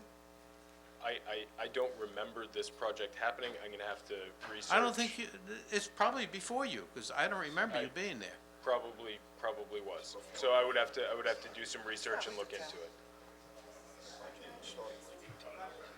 All right. Okay. And I'd also like to know if I am part of those 64 houses. How do you know who these 64 houses are? No one's notified me. Yep, you need to speak to the superintendent and, yeah. All right, you can speak to the superintendent, and he has the list of those homes. All right, next. Frank? I'm next, she said.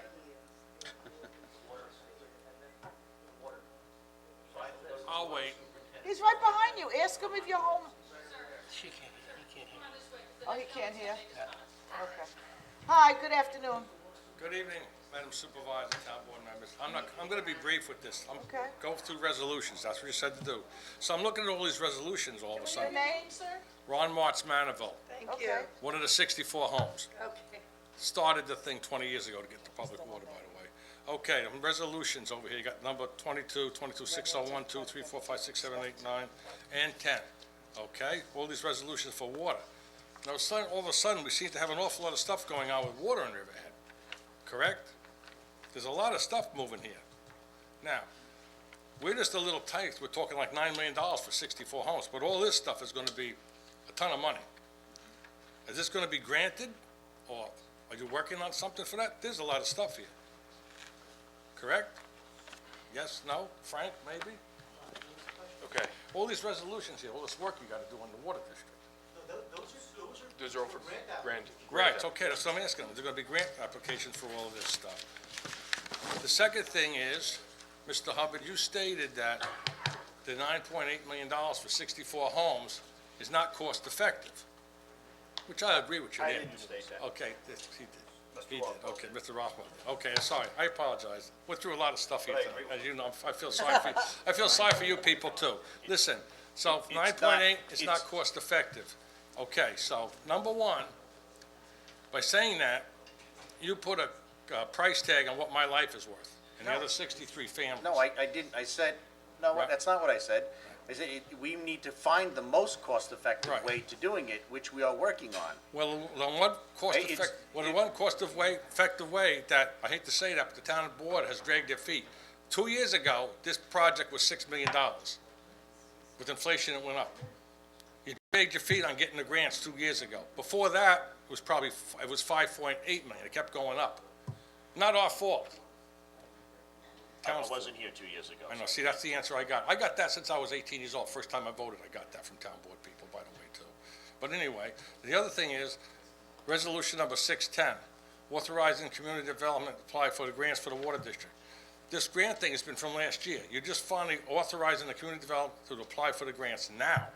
You only got till the 9th of September, correct? It's a new grant, I know that. This is the new grant, but you had, since last year, to have the resolution made up to start the project to get this moving. No. It's a new grant. I know it's a new grant. Okay, it's a new grant. Do you have a backup plan if this fails? Because this may fail. Rivertown's, Yes, we have been working financially with Senator Chuck Schumer, Senator Gillibrand, Right. Congressman Lee Zeldin, to asking for additional funding with them in a second round of grants to. Okay, the that's federal very government. good, but- And I want to answer your question. Okay. And then secondly, we have been working hand in hand, and we've had many meetings with the United States Navy as well.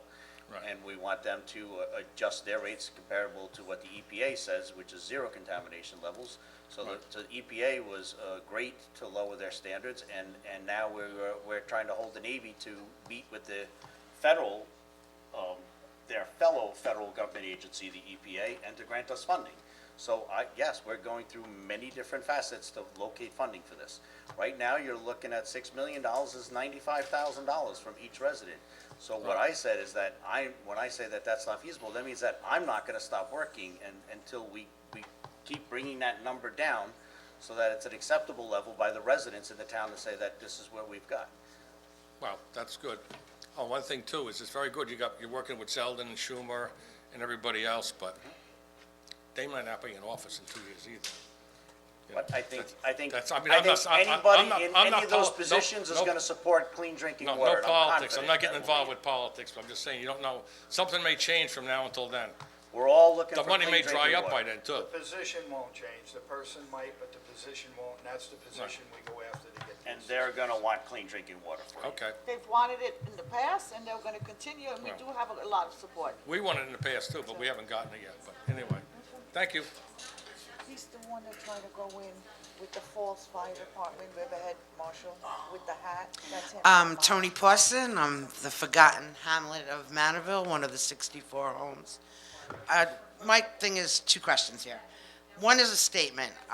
When you're referring to the 64 homes, please don't do that, because it makes us feel that just because there's only 64 of us, we don't matter. So I'm asking you, don't do that, because that hurts. It hurts us all, because we've been fighting for years. And I know might not be important for you people, because you might have clean water, and when you turn on your faucets to take a shower, or to brush your teeth, or to make spaghetti, you don't have that fear, is this gonna hurt me? It is very important to us. Okay, I just time I the need way to you say said it, because No, a it few is of us. extremely important. It is a top priority. We are Okay. doing everything we can I to get help that. you. Here's my next statement. At the last RAV meeting, or however you call that, the Navy, a new chemical popped up, a sister chemical, and the Navy shut us right down, saying that they had nothing to do with it, blah, blah, blah. They're appearing to get ready to like close up their cleaning up of the soil and the contamination. What do you guys can do for us that they don't close it down, and if new chemicals are gonna be popping up? Is there any way that you can be involved in that? I'm asking. Does that make any sense to you? Well, they haven't closed yet, but if they do, we might have to come up with a backup plan, and somehow maybe ask the state to continue testing, and I don't think they're gonna wrap up and walk away. Well, They I spend think a they lot of are. years, okay. That was the feeling that a Nobody's- few of us had. Yeah, nobody's told us that yet, yeah. But is So- there any way that you can be prepared for that? Like, I mean, Well, we we have don't want them direct closing contact. ship if new chemicals are gonna pop, sister chemicals are gonna pop up after this. We had two very strong conversations with them, and they were taking it to the next level. They were gonna consider, at the next level, changing their levels to meet the EPAs, which will definitely fall under the Navy for cleanup. And apparently, from what I understand, these issues are across the United States. Yeah, these I'm hearing practices- that too. Yeah, so it's, and they have paid in the past. I just felt that at that last meeting, they were getting ready to wipe their hands clean and say, we're done. Yeah, is Frank here? I'm sure he was there. Did he get the same sense? No, he wasn't at that meeting, I don't think, he wasn't. Were you at the last rap meeting? I was there. Right, you usually go to every single one. You gave Andy Rapenko a big, you said, I love that guy. Oh, right, Andy sorry. Rapenko was beating him up. I'm being told, He's a friend of mine. Well, okay, so let's stay focused. I'm being told that there was, Frank?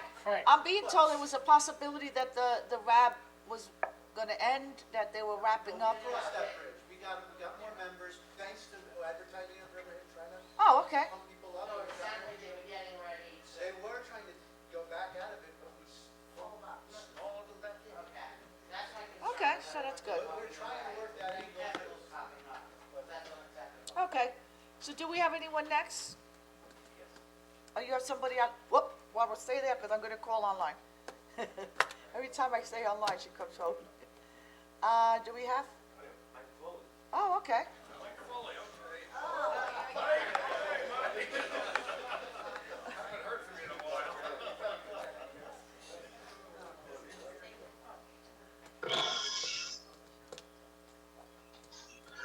Yeah, hi, Mike Foley from Reeves Park. Here to comment on Resolution 610 and Resolution 621. And forgive me in advance for looking at the screen and not at the television. There is a 7-second delay. So I'm just going to talk, and if you're trying to interrupt me, I apologize for not noticing. I'm sure you can answer when I'm finished. In regards to Resolution 610, I am in favor of Resolution 610, but there is some clarification I believe is needed. Before I ask that, Ken, I just want to thank you again for restating your position and your support of getting this clean water in the most cost-effective, expedient manner possible. I commend you for that. You were the second to come up for the most cost-effective way. Tim was number one, and the rest of the board hopefully supports those issues. But in regards to 610, you know, Kelly's situation with Manorville, the conversations about Manorville, were in regards to 64 homes. This resolution groups not only the 64 homes in Manorville, but River Road and Calverton. It has expanded the project. So the amount of money in the grants is kind of skewered by that. Fact of the matter is, we really don't know what the additional cost was from the initial contemplation of coming to an agreement with SCWA in the town of Riverhead or not, because that conversation was specific to 64 homes. This greatly expands that. So, and I don't have a problem with you expanding it. As far as I'm concerned, every resident in the town of Riverhead that depends on well water, that is now getting PFAS, PFAS, and other cancer-causing contaminants in their water, should be considered in getting hooked up to Riverhead Town Water. And Frank Mancini, you're a sharp guy. I think you're great working in the town of Riverhead, and I know you're testing samples on a continual basis on every single well that we have in this town, and any wells that we might contemplate expanding over the coming years with additional funds. So I am absolutely in favor of 610, and I'll comment further on that at the public comment section. In regards to Resolution 621, which you know, it has to do, I'll read it real quick, authorizes expenditure of American Rescue Plan Act, funding for installation and operation of security camera systems in the downtown riverfront area, riverfront municipal parking lot area adjacent to Peconic Avenue, municipal parking lot area east of Griffin Avenue, and north of Main Street, area adjacent to the north side of Grangeville Park, Main Street adjacent to Grangeville Park, and the police headquarters additional security cameras. I am wholeheartedly in favor of this resolution. It is something that I've spoken about back in the day when I was actually participating in these meetings, that the perception, as was shown in the pattern book and in the comprehensive plan meetings that were conducted by Civic Association and Geographic Location, the perception of downtown Riverhead not being safe is something we must address and overcome in order for us to be successful in the town square and all the additional expansions that we need.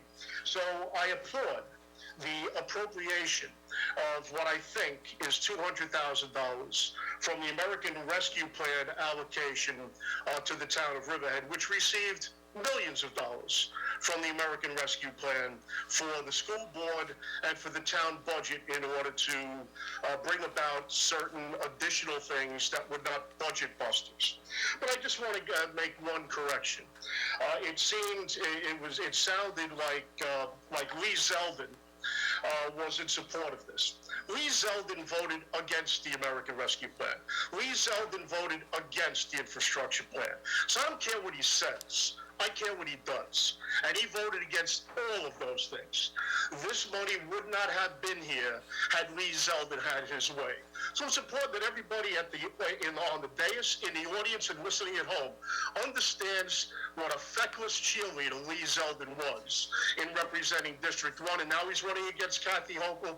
Not a chance. But let me get back to this. You had about 10 seconds, Mr. Foley. And I don't know if Eric can answer it, or if Bill Rother can answer it, or if Chief Hagemiller can answer it. The $200,000 allocation is that the way they stated it had to do with the installation and operation, but not surveillance.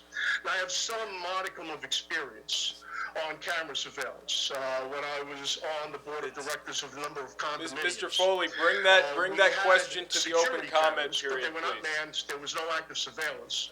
We had them on a continual 7-day loop, so that if something happened, we could go back to the tape as long as it was reported within a day. Go ahead, Tim. I see it. Thanks, Tim. Go ahead. Your time's up, Mike, and you can finish it up at the open session, okay? What happened? Okay, anyone else? What happened?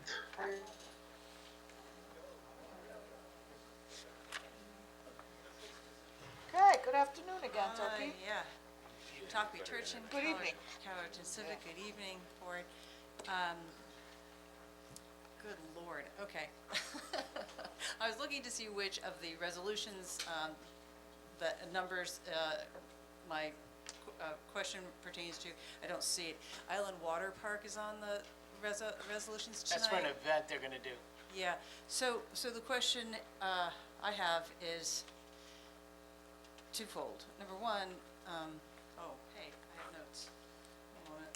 Sorry, I got so taken with all the distractions. Just a sec. Okay, so can someone on the board identify what is the zombie shoot under the special event request? And my second question is, does Island Water Park have a certificate of occupancy yet? As they put this request on the for the special event? I could probably answer that for you. One, it's outdoors. Two, they're gonna be using, they're very light, paintballs, like, they just have colors and you shoot zombies. It's an event outside for kids. Just what I to wanted have to fun, know. community, that's what they're doing. It's outdoors. What happens to the zombies? I don't know.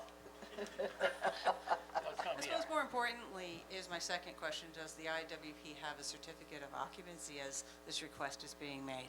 They're not utilizing the building that's under construction, I don't think. So, sorry, I don't believe they're utilizing the building that's They're not. currently under construction, that's not part of it. It's an so outdoor. it's possible to use outdoor without using the structure? It's a grass field, essentially, yes. Okay, Use the property without using the facility.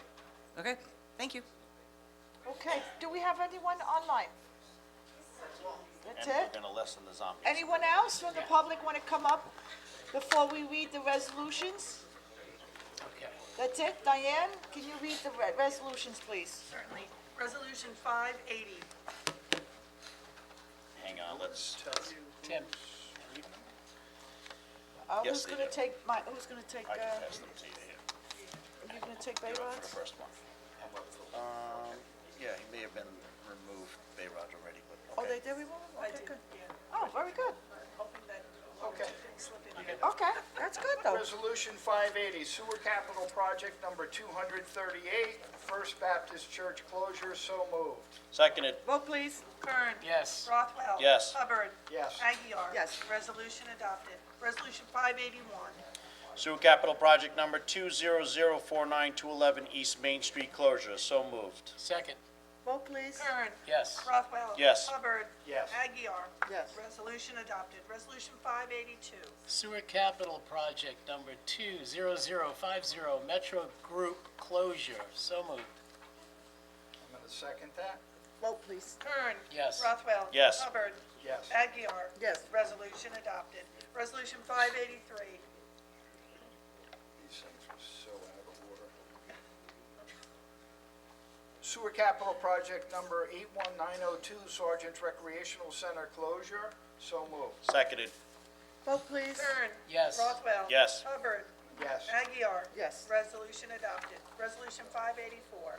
appoints a town investigator, so moved. Second, Vote please. Kern. yes. Rothwell. Yes. Hubbard. Yes. Aguiar. Yes. Resolution adopted. Resolution 585. Appoints a senior town investigator, so moved. Seconded. Vote please. Kern. Yes. Rothwell. Yes. Hubbard. Yes. Aguiar. Yes. Resolution adopted. Resolution 586. Ratifies the appointment of a call-in assistant recreation leader to the Recreation Department, so moved. Seconded, Vote please. Kern. Yes. Rothwell. Yes. Hubbard. Yes. Aguiar. Yes. Resolution adopted. Resolution 587. Ratifies the appointment of a water treatment plant operator. So moved. Second. Vote, please. Kern. Yes. Rothwell. Yes. Hubbard. Yes. Aguirre. Yes. Resolution adopted. Resolution 588. Accepts the resignation of a water treatment plant operator to be, so moved. Seconded. Vote, please. Kern. Yes. Rothwell. Yes. Hubbard. Yes. Aguirre. Yes. Resolution adopted. Resolution 589. Accepts the resignation of a maintenance mechanic 2. So moved. Seconded. Vote, please. Kern. Yes. Rothwell. Yes. Hubbard. Yes. Aguirre. Yes. Resolution adopted. Resolution 590. Ratifies the authorization for the supervisor to execute a stipulation with the CSEA, SEA Local 1000, AFSCME, AFL-CIO, the Riverhead Town Police Benevolent Association, and the Riverhead Town Police Superior Officers Benevolent Association. So moved. Second.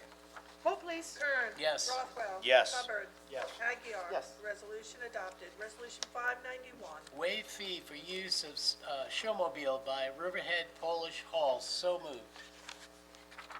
Seconded. Vote, please. Kern. Yes. Rothwell. Yes. Hubbard. Yes. Aguirre. Yes. Resolution adopted. Resolution 592. Approve special event chapter 255 for Island Water Park Corporation, Long Island Zombie Shoot. So moved. Seconded. Vote, please. Kern. Yes. Rothwell. You gotta get rid of the zombies, yes. Hubbard. Yes. Aguirre. Yes, hopefully they're not gonna live in zombie houses. Then we have a problem. Resolution adopted. Resolution 593. Approve special event Chapter 255 application for AAECF Incorporated Motown Fundraising Concert. So moved.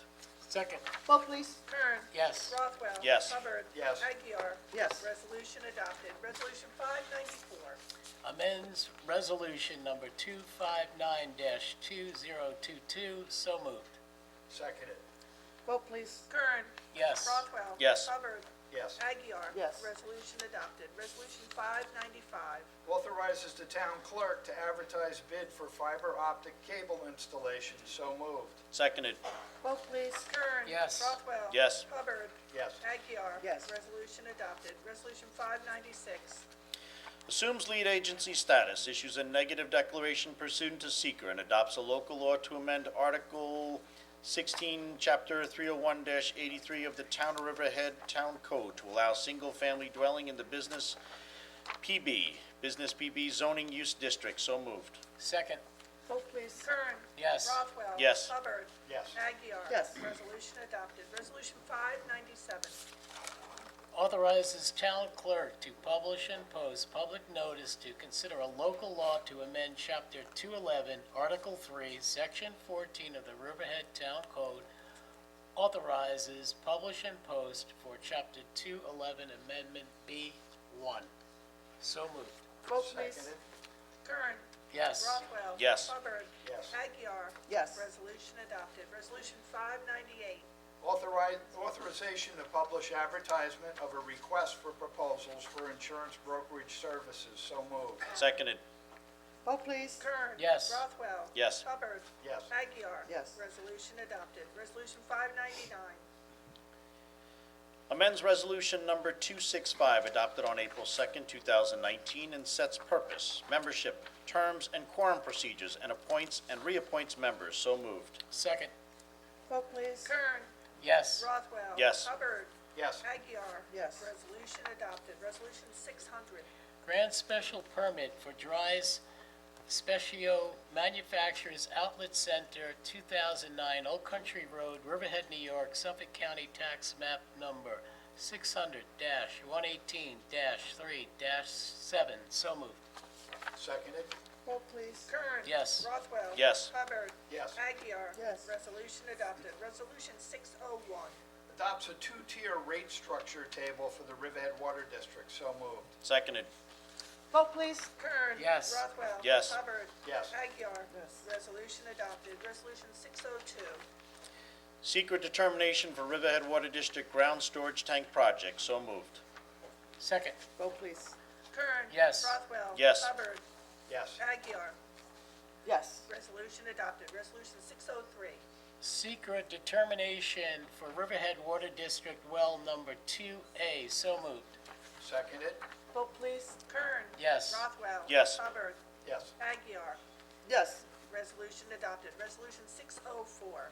Secret determination for Riverhead Water District Plan 5-1 improvement. So moved. Seconded. Vote please. Kern. Yes. Rothwell. Yes. Hubbard. Yes. Aguirre. Yes. Resolution adopted. Resolution 605. Secret determination for Riverhead Water District Emerging Contaminants Distribution Project, Forge Road Extension 97. So moved. Second. Vote please. Kern. Yes. Rothwell. Yes. Hubbard. Yes. Aguirre. Yes. Resolution adopted. Resolution 606. Secret determination for Riverhead Water District Emerging Contaminants Distribution Project, Emerging Contaminant Project, Extension. Extensions, 94, 95, 96. Thank you. So moved. Seconded? Vote please. Kern. Yes. Rothwell. Yes. Hubbard. Yes. Aguirre. Yes. Resolution adopted. Resolution 607. Yeah, give me a second. That's a long one. Yeah, isn't it? It's like 5, 6 or 7 resolutions. Authorizes the Community Development Department to apply for a New York State Environmental Facilities Corporation Water Infrastructure Improvement Act, WIIA, grant for infrastructure improvements to the Riverhead Water District, Well 2 and Well 5-1. So moved. Seconded. Vote please. Kern. Yes. Rothwell. Yes. Hubbard. Yes. Aguirre. Yes. Resolution adopted. Resolution 608. Authorizes the Community Development Department to apply for a New York State Environmental Facilities Corporation Water Infrastructures Improvement Act, a WIA grant for infrastructure improvements to the Riverhead Water District for a ground storage tank. So moved. Second. Vote please. Kern. Yes. Rothwell. Yes. Hubbard. Yes. Aguirre. Yes. Resolution adopted. Resolution 609. Authorizes the Community Development Department to apply for grants for water district infrastructure for the Riverhead Water District, Forge Road, Extension 97. So moved. Vote please. Seconded? Kern. Yes. Rothwell. Yes. Hubbard. Yes. Aguirre. Yes. Resolution adopted. Resolution 610. Authorizes the Community Development Department to apply for grants for the Water District infrastructure for the Riverhead Water District, Emerging Contaminant Project, Riverhead Water District extensions numbered 94 Manaville, 95 River Road, and 96 Calverton. So moved. Before I second it, I just want to have maybe our Deputy Town Attorney, Dawn, where the second part for, whereas a part of the grant application, the Riverhead Water District will commit to providing the difference between the total cost of the project and funds which may be received through the grant. I think instead of the Riverhead Water District, it should say the Riverhead Town residents. I think in the large sum of that particular grant, we may bankrupt the water district. I apologize. I did correct those before, so the correct resolutions are in. I know, Frank, we had the discussion about 5 o'clock, and all of the resolutions that said district are now town, so you have the correct ones in the packet. So with, just to make sure if it's out that we have the I correction reads the I brought Riverhead Water. copies if you want them. No, I just want to make sure that the resolution that we are adopting and voting on today says the Riverhead Town and not the Riverhead Water District It residents. does. So then seconded. So can we just, Do you want them? Diane, what's it called when you change the resolution? I did them in Minitrack around Second page. 5:30. What So- is it called when you amend it, as amended? So we can amend the resolution. What are we, which ones are we just in? not sure I which. have- 611. I have copies of the corrected ones. Well, The second page on the very top what portion. number? 610. What number? The resolution number. 610. Okay, so we can amend it, or we can get the new one? What do The you new want to do? one, the new one is in Minitrack, and so it should be on your screen, and I have copies here. My screen's Mine still says Riverhead Water Still District. says Riverhead Okay, Water. so That's you- what was online, so why don't we need to just amend this what one? we're voting on. We'll just amend it to, Yeah. Okay, that's fine. However you want to just- handle it. Yeah, because that's out in the public, it's on the They're all website. corrected, so it's already. it can Okay, be- so yeah. we're gonna, is that the only time that we need to did we amend say it? as corrected then, Eric? or- As amended. The others stated, but they're smaller amounts, but this one would be hurtful to the Riverhead Water District. Now, Yep. yeah, they're all the same. I fixed them all. But they're in the packet, correct. Okay. So they just were lately changed. Okay. So that's fine, right? Oh, Although So- Tim's saying that he's showing it I'm online. showing it The old online, version. that it still says Riverhead Water District. Can I We just need to say- amend this and vote on it. When Dwanna's made the change, it wasn't generated through the system. So that's where you're showing Okay. the old way. Okay. So what's the remedy, the legal remedy? Do we amend it, So what we it's- have? It's correct in the packet now, before the meeting. It's been correct, it was corrected before the meeting. But none of us have that packet. I have the copies, I made copies for you of what's in the packet. Okay, then can we each Yeah. get one right now? Yeah. All right, so I think you have to go back, and you have to recall 607, 608, 609, 610. Those are smaller amounts. Revote on And them then just as add them in, yeah. Someone has to have to make a motion to recall each one.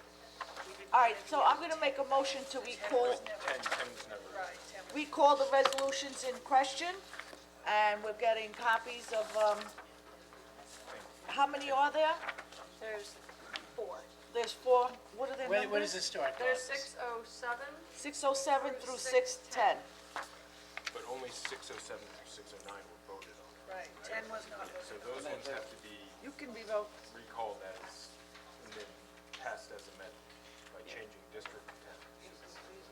Okay. Yeah, but these were smaller numbers, and that's why I wasn't concerned, but the larger number would bank it. So that's fine, you want to correct them all, correct them all, sure. Yeah, that's right, might as 8, well. 9, and 10. Vote on it as corrected. So it's 7, That's what I was 7, 8, going 9. 7, 8, you have to recall. Eric, can't we just Right, vote 10 on we it as haven't done corrected, you know? This is 607, you have one? All right, can I make a motion to recall Town Board Resolution 2022, 607, 608, and 609? Second. Can we do all three like that, or you want to do them? Yeah, that's fine like that. Okay, Okay. and what we're gonna do with 610? We're just gonna amend that We'll one? go back to it, we'll go back to it. We're gonna amend that one. Okay, so on Resolution 607, we're going to amend on the second page, the first whereas, we're going to replace the words Riverhead Water District with the Town of Riverhead. And that will be the same on Resolution 608 and 609. We will replace the words Riverhead Water District with the words the Town of Riverhead. So for the residents that understand, second, for the residents that understand, the town obviously has more financial backing than the Riverhead Water District, so we, for our grant applications, we want to make sure we have the best financial status for them. They'll be backed by the town, not by the Riverhead Water District. Okay, so, Vote? we'll take a vote? Are Motion we did- calling each one individual, taking a vote? No, Together. we're just doing a group? Is that what we're doing? Probably better off doing each 607, individual. 608, and 609. I think we should just As amended. vote on each.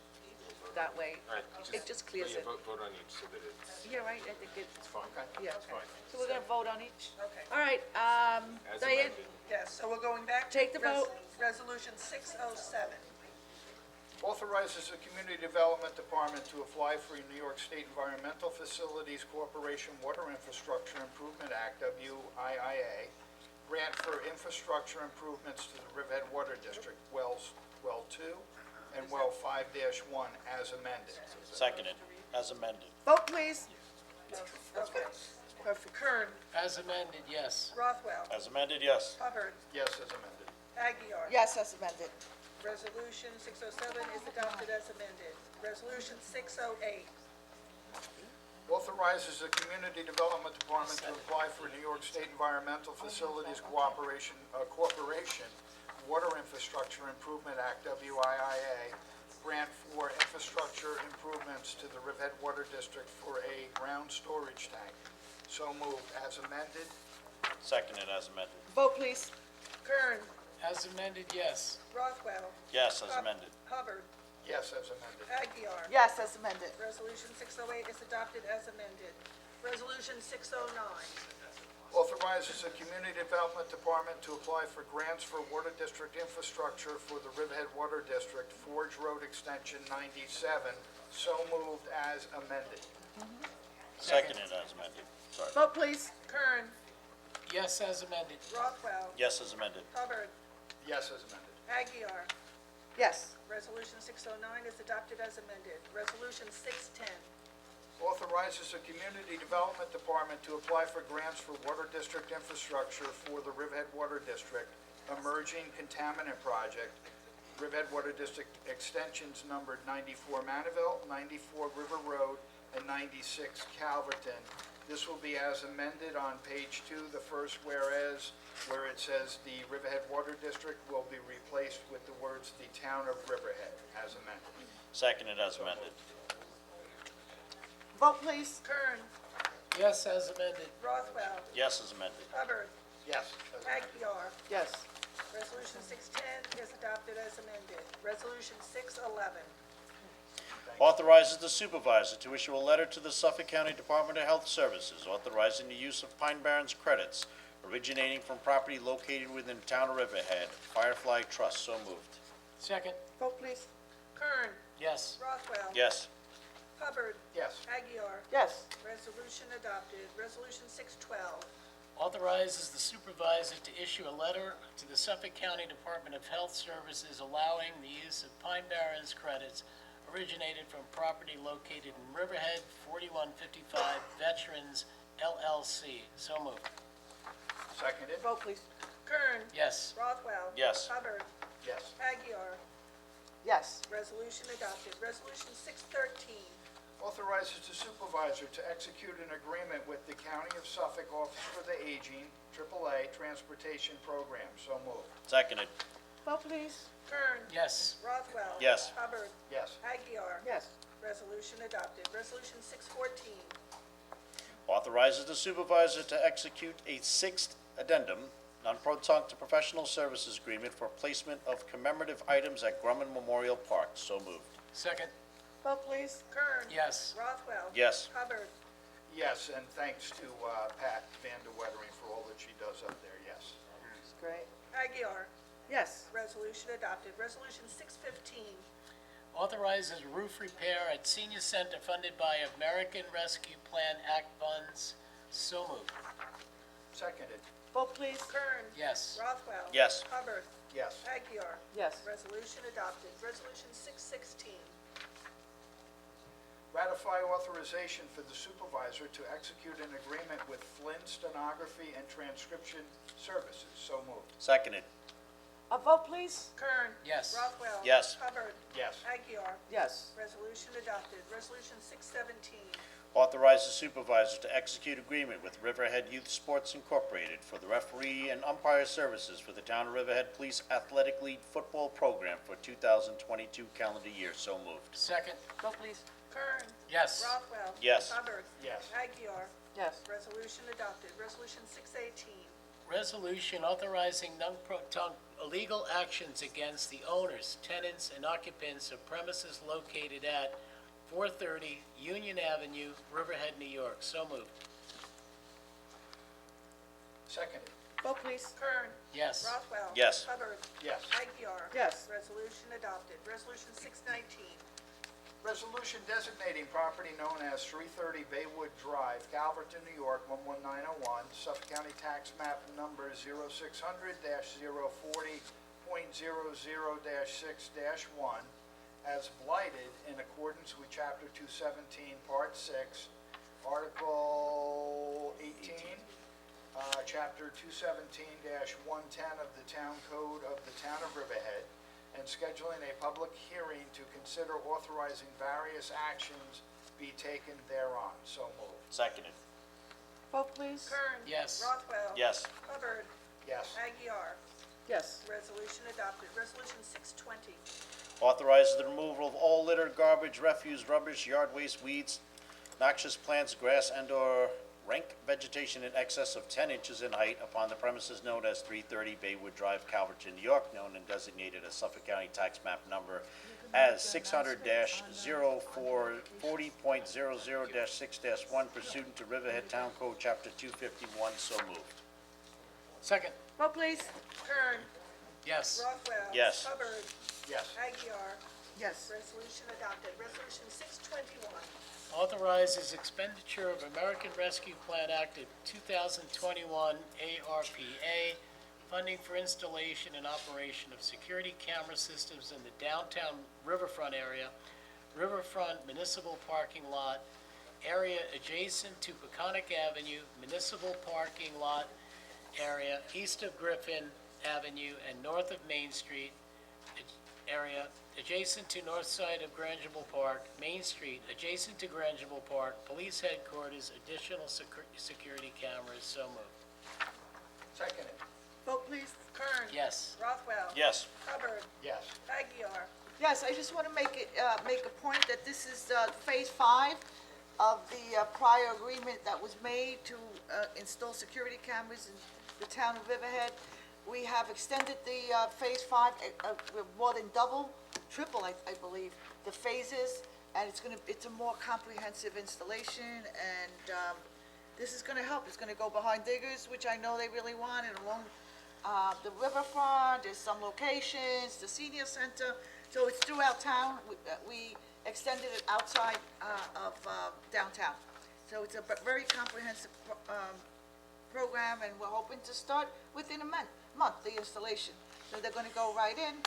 The last time, there was some difficulties with trees blocked, we had some Wi-Fi, some broadcast issues. That happens in technology.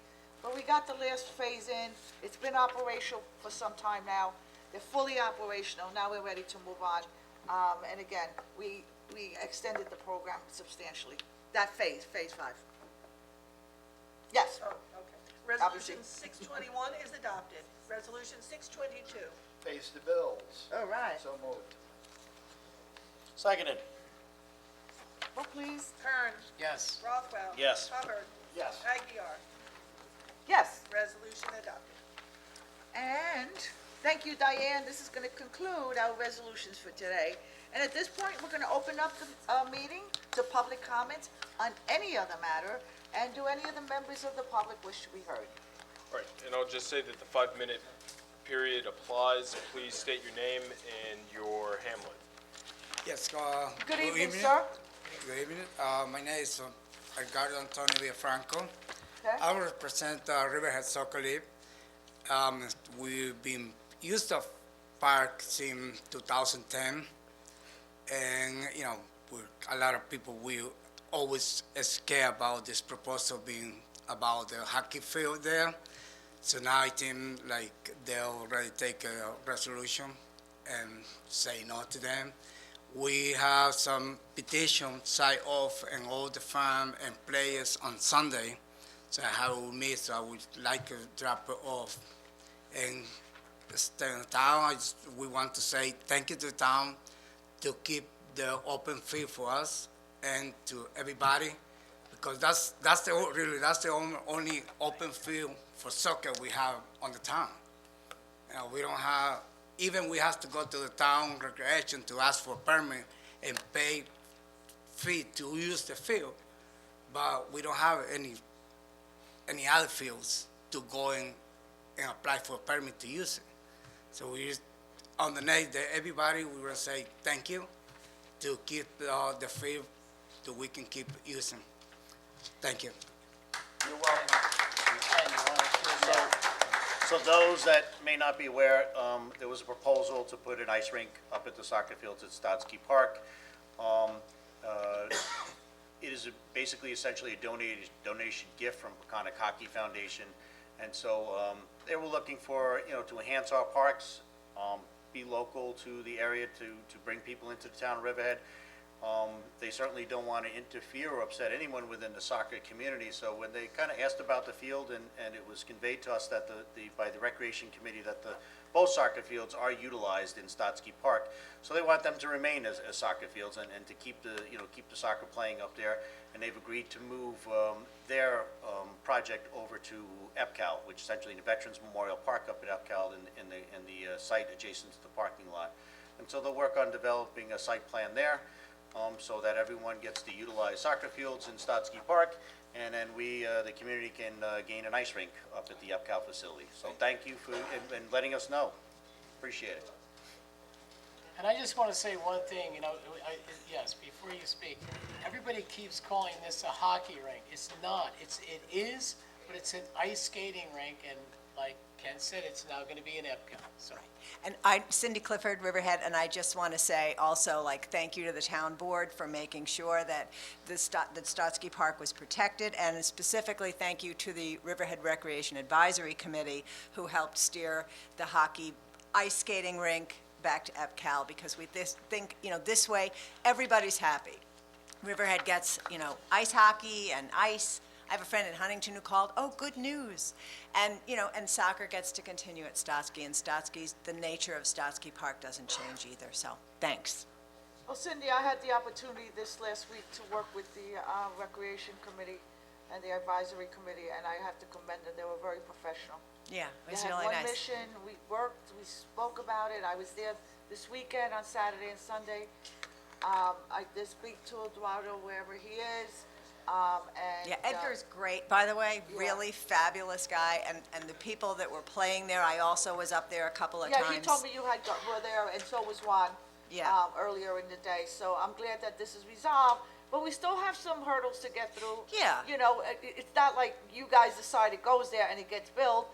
Oh, no. I So mean, it's really- a prospective location, which we hope, and we want it Right. there. And what's If it can really work. nice about this is that this is like different entities working together, and Yes, that's it is. really such a great thing for this town, And it'd right? be great if we could make it work with them, absolutely. Great, And okay, the thanks. second positive point is that there's 2 soccer fields there. One is maintained excellent, I think it's like a pristine field. And the other one, I think now the Recreation Committee will be very supportive in upgrading that secondary soccer field so that it has the Right. same type of surface and so forth. Right, my as you see. understanding is the second one was fenced in and locked and opened only for tournaments, so the other one became like the de facto soccer field for Okay. people who wanted to play like after work or over the weekend, so We'll that make was them both great. readily available, and we'll get them upgraded so that they're nice. So the proposal of the ice rink brings into light the current use of the soccer, so Yeah, it's benefit it's really both good. ways. It's really great, thank you. Okay, great. Anyone else?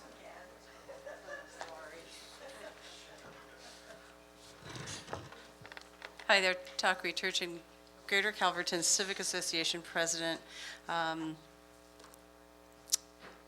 to thank you also tonight for the preserving the soccer fields over at Stotsky Park. I think it was sometime after 2010, I'd go there and I'd be a spectator there, and it was an amazing thing to see people just show up on Sundays and not a really formal thing, and just make it happen.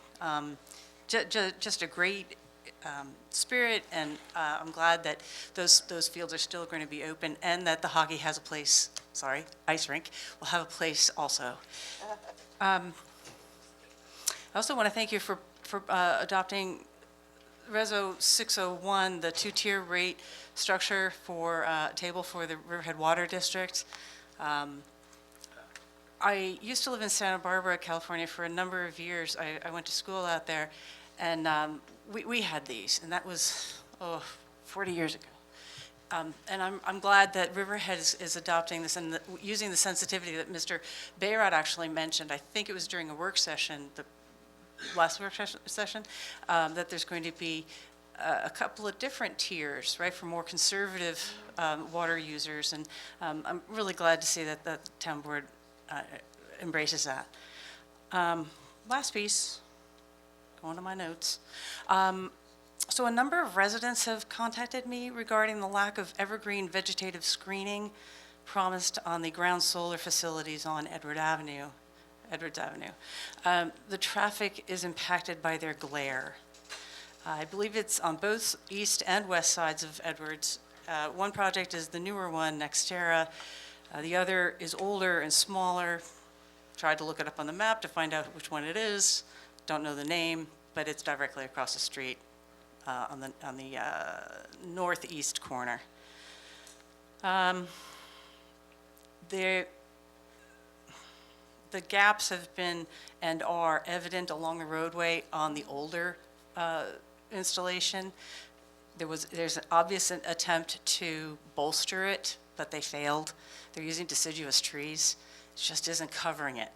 So I know that by participating in that planning board hearings for Nextera, they were emphatic about making sure that there's screening and beautiful screening, not just, hey, we did it. So right now, I know that they're under construction, but those fields, you'll see when you drive up there, they're already installed, and I think they have where their substation's going to be on the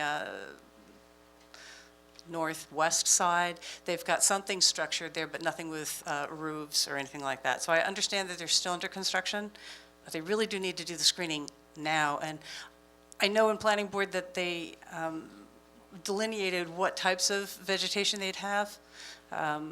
They went back and said we were going to bolster it. So please, could we address that? Thank you. Jeff, can you just make sure you let someone know, because that's a planning issue when they get the final, If it's a site plan, if it's a site plan requirement. but it's going before the planning board, right? Yeah, I think Okay. they already have site plan approval. So if it's a Let me condition just of site clarify. plan- These are, sorry. Go ahead. If it's a condition of These site are, plan, I'm then- sorry, what? Is it a site plan condition? Go ahead. It was, yes. Was. Okay. Okay, Yet it's not done. The older installation on the east side of the street has screening, and it's poor. okay. Jeff? With regard to Nextera, they are not done with the project. They have not called for a final inspection from planning. One of the things that we would be looking at is the installation of landscaping. Obviously, planting this time of year is the worst time of year to plant. So you can't plant when it's 90 degrees out, so in the summertime. You really got to plant in the September, October timeframe or in the springtime, so they're not there yet. Okay, so there will be an inspection. Correct. Yeah, okay. Make sure that all the conditions. Okay. I apologize. I just want to make sure that I understand what Mr. Murphy is referring to.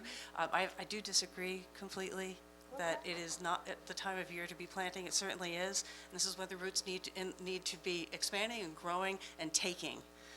So definitely, trees and shrubs, A-okay. Okay. Okay. Good evening. Juan Michelli Martinez, downtown Riverhead resident. Just wanted to make a couple of comments. First of all, I'd like to thank the Riverhead Town Recreation Committee for helping to move the proposed skating rink from Stotsky Park to EPCAL. I also want to thank Rothwell, Mr. Rothwell, sorry, I apologize. Ken, yeah. For the idea the skating rink to Riverhead. You know, having grown up in the Manorville, Center Riches area, I remember as a kid having to go to Hidden Pond Park to go ice skating and have to travel further west. So it will be great to have something like that in the town of Riverhead. We just didn't want it in Stotsky Park as an open space. But thank you for considering trying to bring that here, and I think EPCAL will make a great home for it. I also want to just ask a question of what's the status of firearms zoning? And could all proposed projects be tabled until we've defined what that zoning may be? And is there any advisory committee being formed to help kind of guide that zoning, which may be occurring? No committee's being formed. We met yesterday with code revision. We worked on it extensively. It is not finished yet, but it will be shortly. Okay, good to hear that it's moving along. And just want to also speak in support for the folks in Manorville and looking to get clean drinking water and just hoping that everything is being done as diligently as it possibly can to help those folks along. Okay. Thank you. Thank you. Have a good evening. Anyone else want to come forward? Chip, do we have anyone online? Barbara's coming. Oh, you see, Barbara, you did it again. Barb, you gotta sit on this side. Yeah, what are you doing over there, Soon as Barbara? we say Sit there. That's your chair, right there in the corner. I just have a quick question. I went on the website the other day under the comprehensive plan links that are still up there, and there is no information up there. So I'm just wondering, what is the status? Like, why can't we see at least the information that we all participated in, the minutes and all of that? There's nothing on the website. We did pay for Jeff, something. can you come forward on that? She's saying that the information is missing. I'm done, Jefferson. Okay. Yes, politics.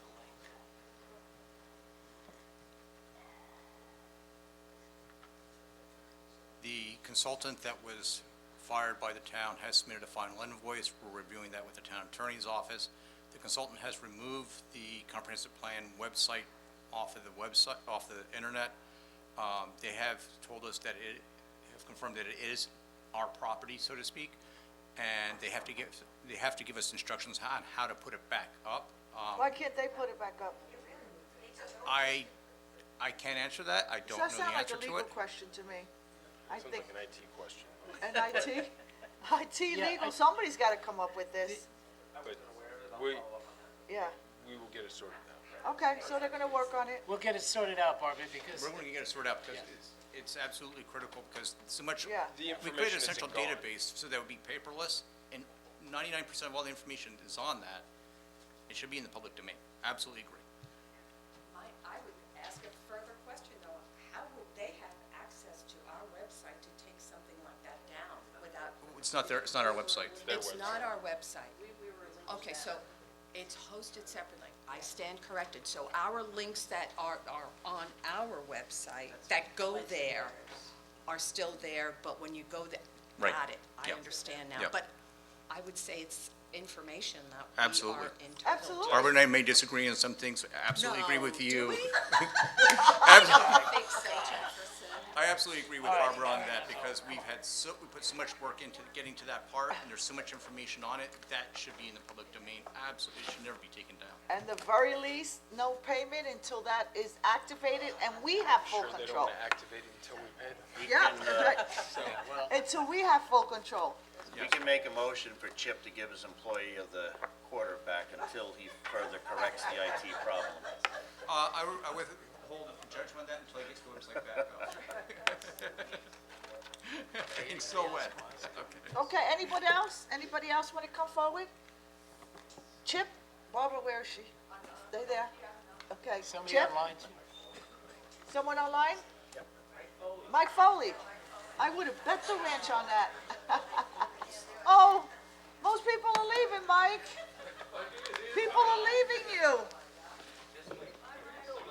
Can you hear me? Look at this. There was a big exodus. Hello, can you hear me? Yes, we can, Mike. Wonderful. Mike Foley, Reeves Park. I apparently muted myself at some point in time attempting to comment on Resolution 610 and 621 in support of both of those resolutions.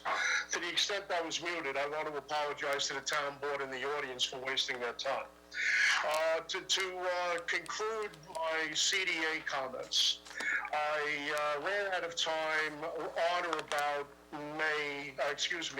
April of 2021, April of 2022, where I was told that the SCWA CEO sent a proposal to the town board's consideration and comment, and that I was told that there were 2 follow-up emails sent to the town board, and none of those initial proposal or follow-up requests for comments were answered. That was back in May. So I think when we have the ball sitting in our court for 2.5 months with a company we're attempting to negotiate with for clean water for the town of Manorville, I think that has to be brought into the public venue. Number one, is that true? I'll ask that basic question to everybody in the town board, starting with Yvette, because I know the proposal was sent to her, and it was supposed to be CC'd to the town board. Does anybody remember getting that proposal in May of 2022? And before you answer the question, because I don't want to run out of time on 2 other things, I'll ask 2 other things and then look forward to the comments. The town board work sessions were not live at the last town board work session. I went on Channel 22 and got a blank screen for the duration of the work session. I tuned into the Channel 22 archives a few days later and saw the town board work session. So is the town board work session carried live on Channel 22? And the last question is in regards to... Again, I'm sorry, Yvette, I think you're trying to answer me, and I apologize. The 7-second delay between your live feed and my Zillow feed has caused me some difficulty tonight. So just let me get this last question out, because maybe Eric or Bill Rothar, or if Chief Hagemiller is still there, they can answer the question. It has to do with the surveillance cameras that are being installed thanks to the American Rescue Plan funding. Is the closed-circuit cameras being actively monitored, or is it being passively monitored in that it will have a 7-day memory, so that if something happens on the streets of downtown Riverhead, even if the police weren't present, if it's reported, you can roll back to the tape? I look forward to the answers on those 3 questions. Thank you very much. I'm not too sure what, you know, as to the first question. The second one, we had 2 members out. That was a work session and didn't take place. Sessions are not scheduled like normal, because if we don't have anything on, or people shift things, we didn't have anything to go on, and an email went out. It was on, Devin, was it on the website when the work session got, Yes, we put a notice of cancellation up for any work session that was canceled. and we do that, and we Yes. send it out to the press.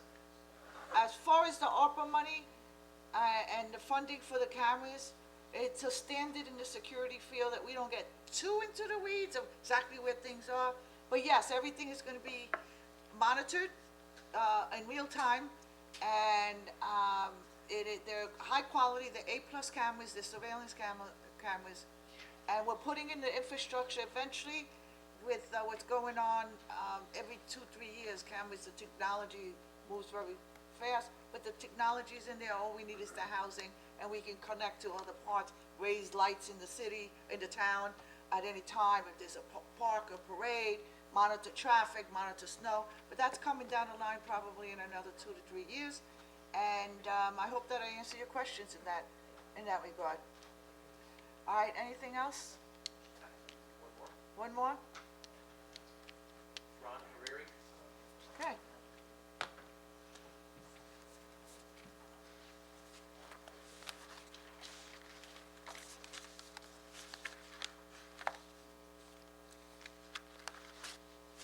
Ron, are you on?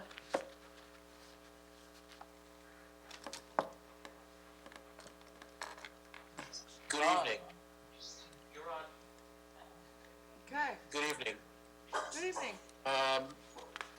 The supervisor, as well as other members of the board, have repeatedly assured our town that you would undertake, or the IDA would undertake, a vetting and analysis of Calverton Aviation's financial ability to develop the FCAL project in accordance with its contract.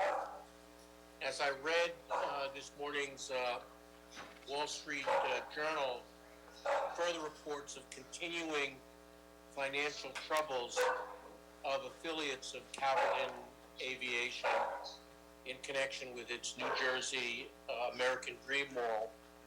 I wonder if, A, anyone could tell me the status of the supposed joint application by the town to the IDA, which I understand is due relatively shortly, and for Mr. Kern, who I understand is the liaison of the town board to the IDA and previously served on the IDA, what specific procedures does the IDA have to assess Calverton Aviation's financial ability to move forward with the development of MCAL? Emery, do you want to answer that? Ron, it's really difficult to hear you with your dog barking. My Quite question was simply, addressed to you I addressed the town board at the beginning because of the your meeting position. on this I very know. issue, on this very issue. So the application process is not yet complete. We will work on it. The town board confirmed when I spoke about this at the beginning of the meeting, When the application is complete, it'll be posted. The IDA and their counsel, Nixon Peabody, can speak of their own qualifications to review an IDA application, and those questions should be appropriately addressed to the IDA and Nixon Peabody. Thank you. Yeah, I'm addressing them now to the board and also to the town's liaison from the board to the IDA, who was previously served on the IDA. What procedures exist, if any, to vet this applicant? We have to receive the application and we'll move forward. This has been explained. Ron, It's been explained on numerous occasions, and obviously, you know, you're having a hard time, Ron, but, we haven't received the application yet, and, yeah, our deputy town attorney who has significant knowledge, ability, and has been following this, just answered the question, so we're gonna move on. I don't think you've answered the question. I'm asking Okay, again. you could disagree with me, that's fine. What procedures are in place Okay. to vet this applicant? Once we I don't get think the it's a hard application, there question. is a process. Okay, we're not gonna entertain that. The town attorney handle it. There will be a vetting process, and that's what we're gonna say. By the idea. The IDA has a vetting process, and it'll be extensive. Are you monitoring me? No, I'm timing. Oh, timing, that's what I'm saying. Oh, good. You're 3.5 He's timing me. minutes. All right, anybody else? Anybody from the public? How about the town board? Did you had an announcement today? You've been Yeah, working now on that something. there's a million people here, I thought I should tell you, you all won the lottery. No, as of tomorrow, there's gonna be a new online application portal for the building department, permit applications, which is fantastic, and Chip, I wanna thank you and your team for making this happen and finally getting Riverhead into the 21st century, at least your team. So there'll be online submissions for accessory building structures such as sheds, decks, solar pools, use permits, renewals for letters of pre-existing uses. That's gonna continue to expand in other departments where it will go to the town clerk, or you'll be able to file your event applications, pay for them as well online. So we're moving that department to department, makes it easier on our residents, and it also frees up some of the time for the employees that work in the town to get more done. So thank you, Chip, and your team. Yes, thank you, and we'll be sending out a press release after you made your announcement. It's something great, we're moving it a bit into the cyber security and space and enhancing our security, and that's why you got the Employee of the Year, one of the designations, so thank you, and it's not gonna stop It's there. just a quarter, Oh, the Supervisor. quarter, All due excuse me. respect. Yeah. With the quarter. We might give it to him He for has a to whole year, fix, right? now my notebook is broken, he needs to fix that. Yeah, well, I tell you, he's doing great and he's All right, I helping think somebody move wants us. to speak, and then we can get it. Okay, anybody else? We're done, correct? I think we're, We are.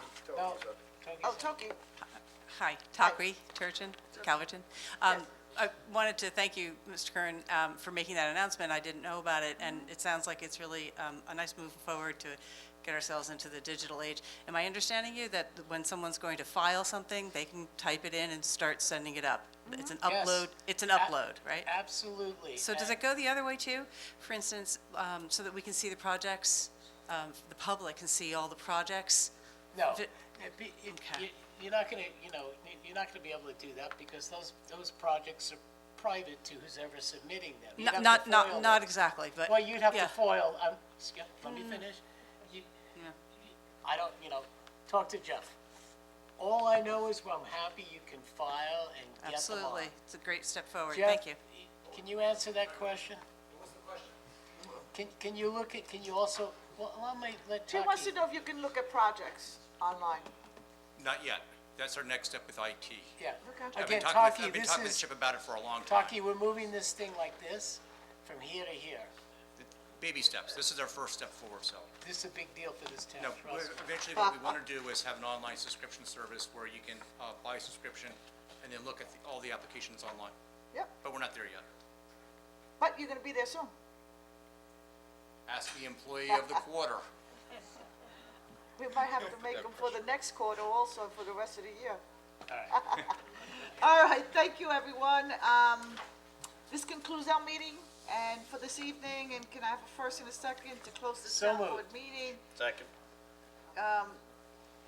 Thank you. Be safe, everyone. Have a good evening, and you're gonna so move. Go ahead. All in favor, all opposed, so move. We're moving forward. It was a long night, but we got it. We got through it. Great.